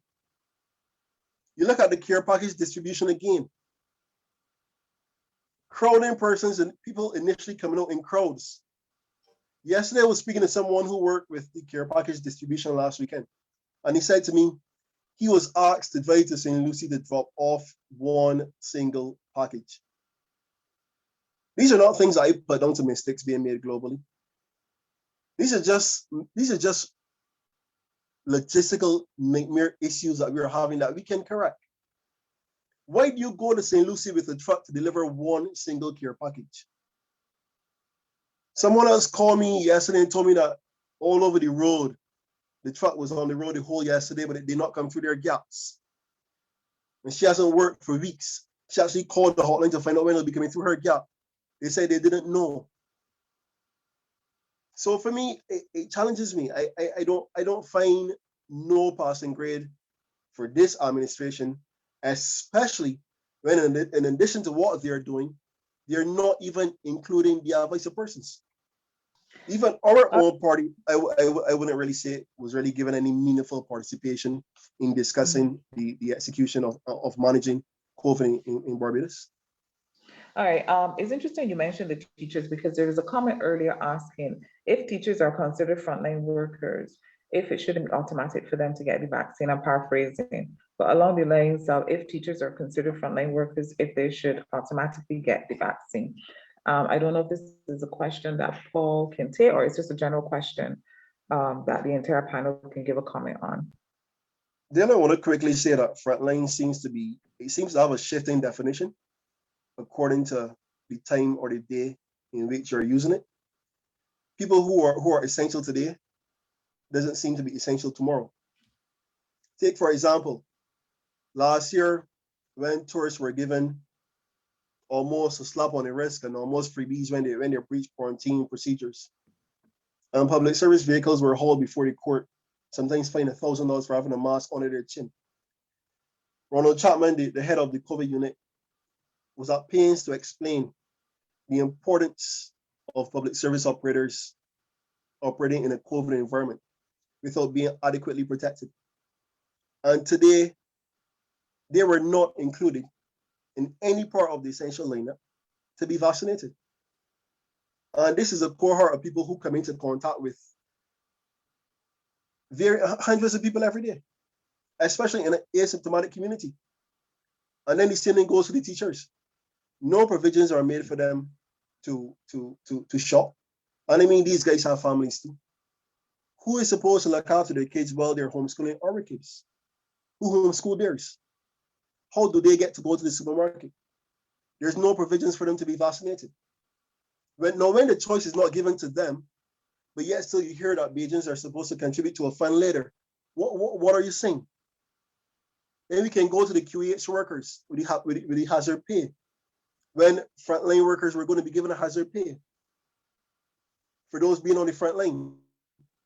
And I can't know, it's because, what do you mean by those working on the front line? All healthcare workers are on the front line, especially with community spread. Then we gave funds to some, and the Prime Minister came afterwards and she said, we must take into consideration that the country doesn't have any money and blah, blah, blah, blah, blah. So whatever we work out basically is what will be shared out for the rest of the workers. And I maintain that if you give one set of workers X amount of money as hazard pay, you must equally compensate all the rest. So we throw this term of essential workers all over, but I don't know if it Well, really time is sticks. against us, Courie, and we only have 7 more minutes to go, and I want to get to the Madam President about the legislation. She mentioned that Barbados is operating under the Emergency Act, if that's the correct name. But there have been some oppositions raised about the legislation that has been implemented, Madam President, and we've even seen it gone to the law court.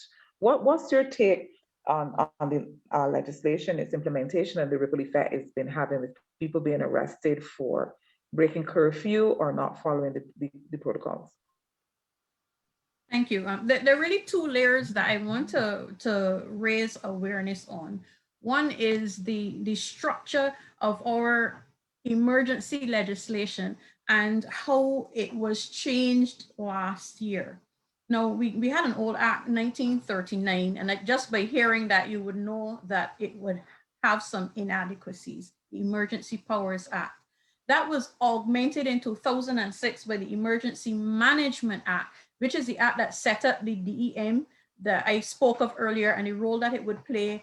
And it gave greater bite and teeth to the emergency powers if we had any emergency arise. And I don't think anybody is disputing that this is an emergency situation.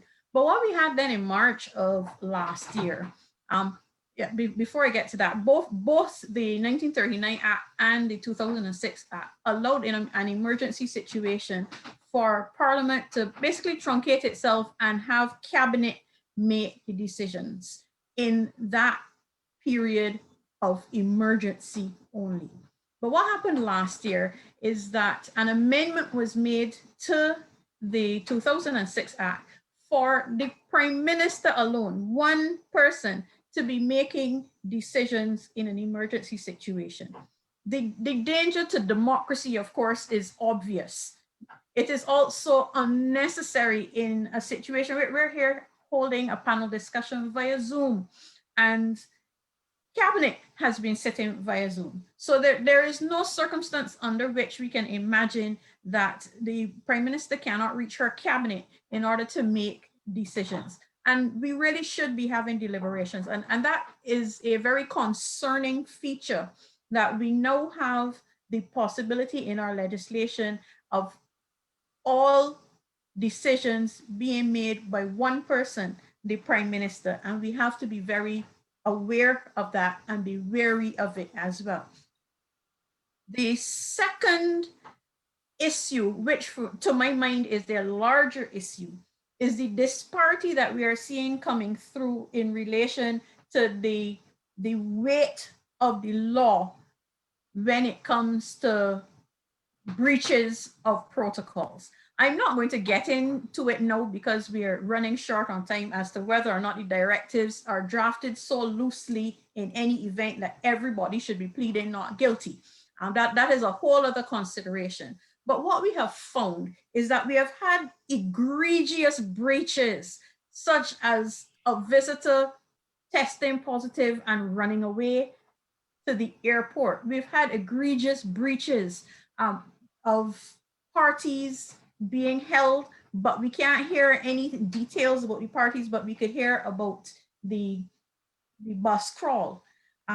We have all of these breaches, and then we watch as there are different layers applied when it comes to the law. And it is very discouraging when you see, and for me, this is the example that stuck out the most. A man says to the court, look, I have no electricity. I have no running water. I simply was going a couple houses down by my aunt to get some mayonnaise to put with this tuna. And he is fined $1,000.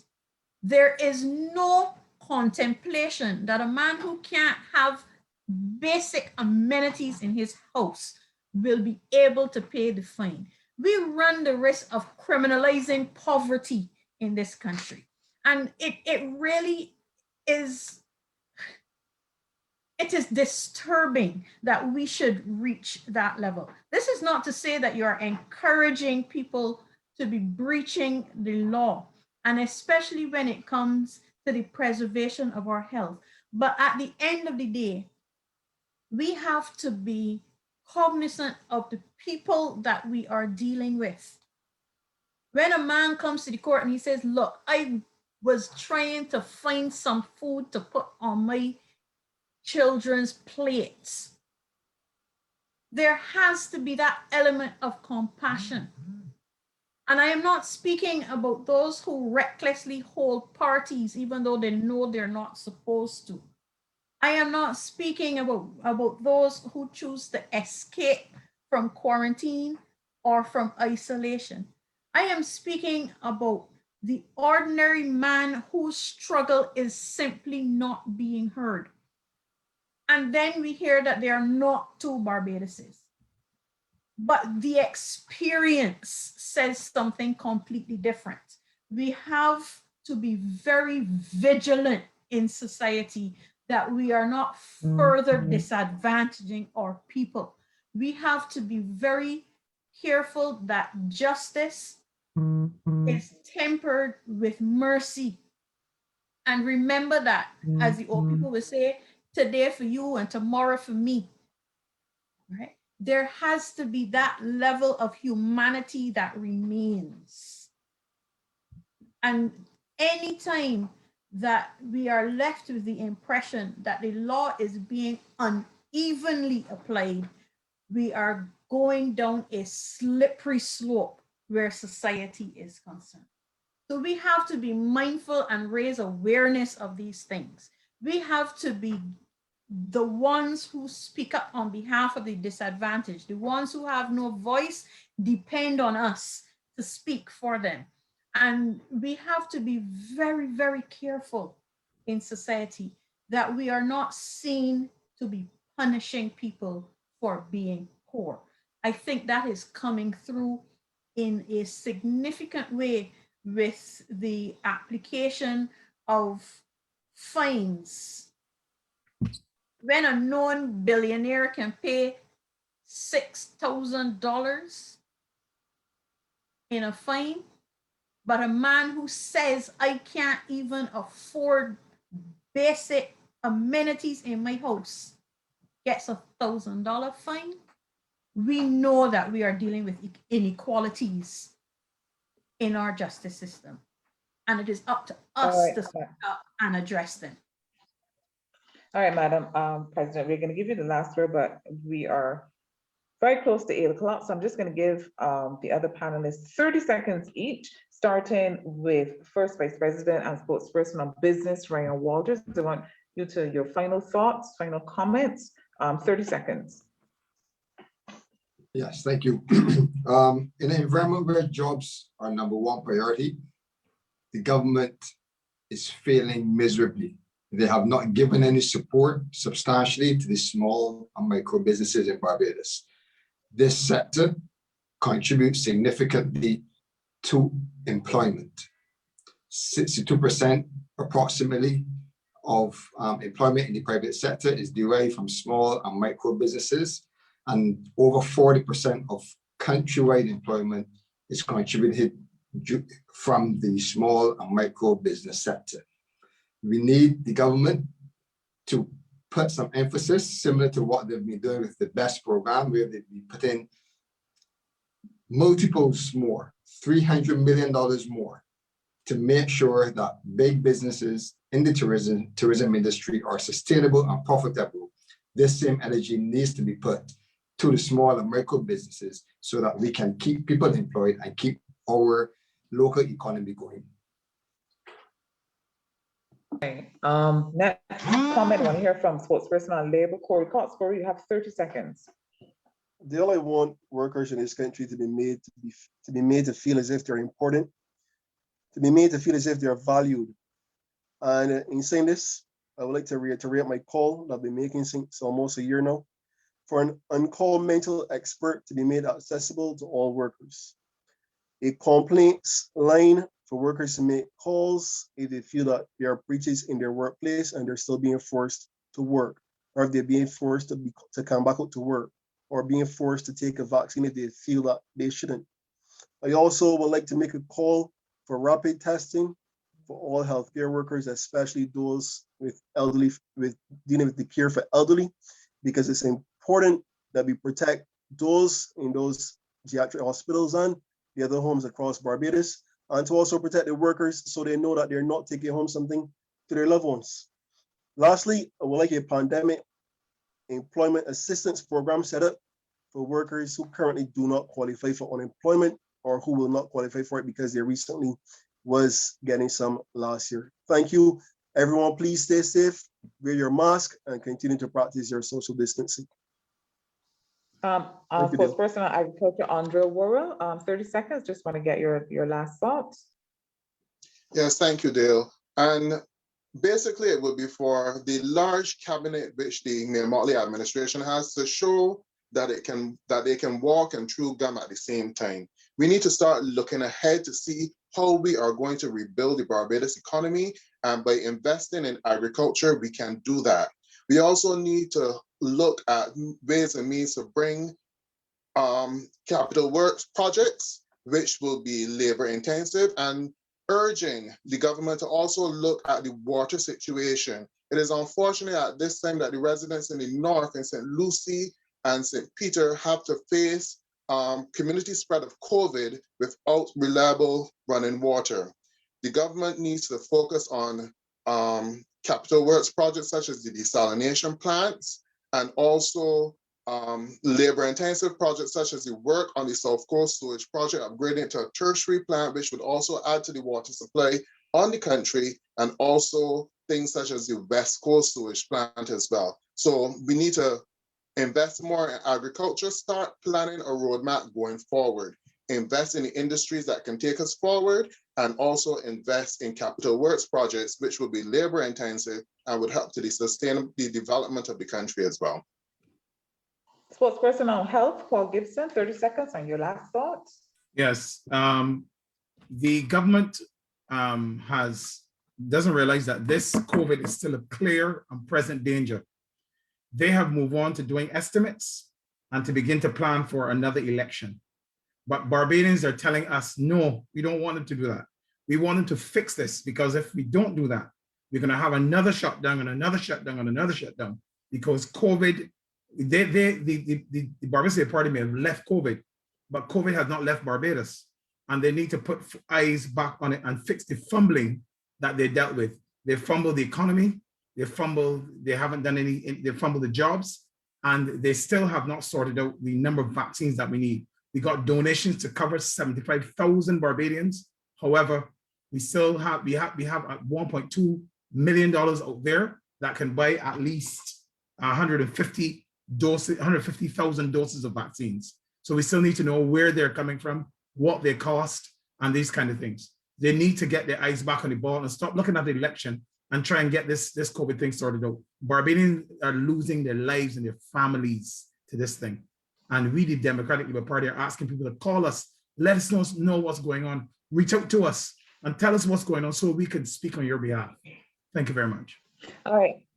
And the last comments will come from Madam President. You have 30 seconds just to give us your last thoughts about the topic, the two sides of COVID in Barbados, and any other comments that you may want to make. Thank you. I want to bring it all home and speak to what I believe is the overriding mantra of the Democratic Labour Party, and that is that we are more than an economy. We are a society. We were pilloried for this statement, but nothing has brought it into sharper relief than our COVID experience. We must be very, very clear that government has a duty to protect its citizens. And that is a duty that comes before revenue generation. If there is ever going to be a conflict between the two, life must win out. It is then for the people of Barbados, and definitely the Democratic Labour Party will give voice to this, to insist that government makes determinations and policy decisions around COVID that protect our society. Yes, we must earn a living, but we can do so in different ways. This is the time for innovation to come to the fore. This is the time to be thinking outside the box as to other ways to raise earnings for the country. But this is also the time to take very seriously the health of the country and to stop making shortcuts, to follow the guidance of the science. A little pain now for some benefit later on. We know that it can work because we did it. We locked down last year and came out on the other side better. But then we got reckless, to use Courie's word. And we started putting the wrong priorities in the forefront. And we need to get back to managing COVID. First, we must get a handle on what we have now. And then when we are facing the world again, to be unapologetic about our desire to protect our people and to man our borders properly. Those are the insistence of the Democratic Labour Party on behalf of the people of Barbados. Well, thank you so much, Madam President. I also want to thank First Vice President, Spokesperson on Business, Ryan Walters, Spokesperson on Labor, Courie, Spokesperson on Health, Paul Gibson, Spokesperson on Agriculture, Worrell. We also want to thank those who've been watching here online on Facebook. We thank you so much for your comments, your questions, your suggestions. I feel that if you want to share that information with the Democratic Labour Party, you can check the email address on the page to be able to contact the party to have even lengthier and deeper conversations about the issues, this issue and others as well. We also want to thank the technical team and everyone who has been a part of this discussion. My name is Dale Forde. This has been the Two Sides of COVID in Barbados, hosted by the Democratic Labour Party Sunday Roast. We wish you all a productive week, a safe week. And as Courie reminds us, let us continue to wash our hands, wear a mask. They're telling us now we have to double up on our masks, stay inside, leave only if you have to, leave home if you have to, and of course, follow all the other protocols. So this has been our show. Thank you so much. As I said, we look forward to getting some more comments and questions and suggestions from you. And you can leave your comments and suggestions on the page, or you can contact the Democratic Labour Party on their email address, which is on the page as well. So it's Sunday night. We look forward to the coming week. I'm Dale Forde. Good evening.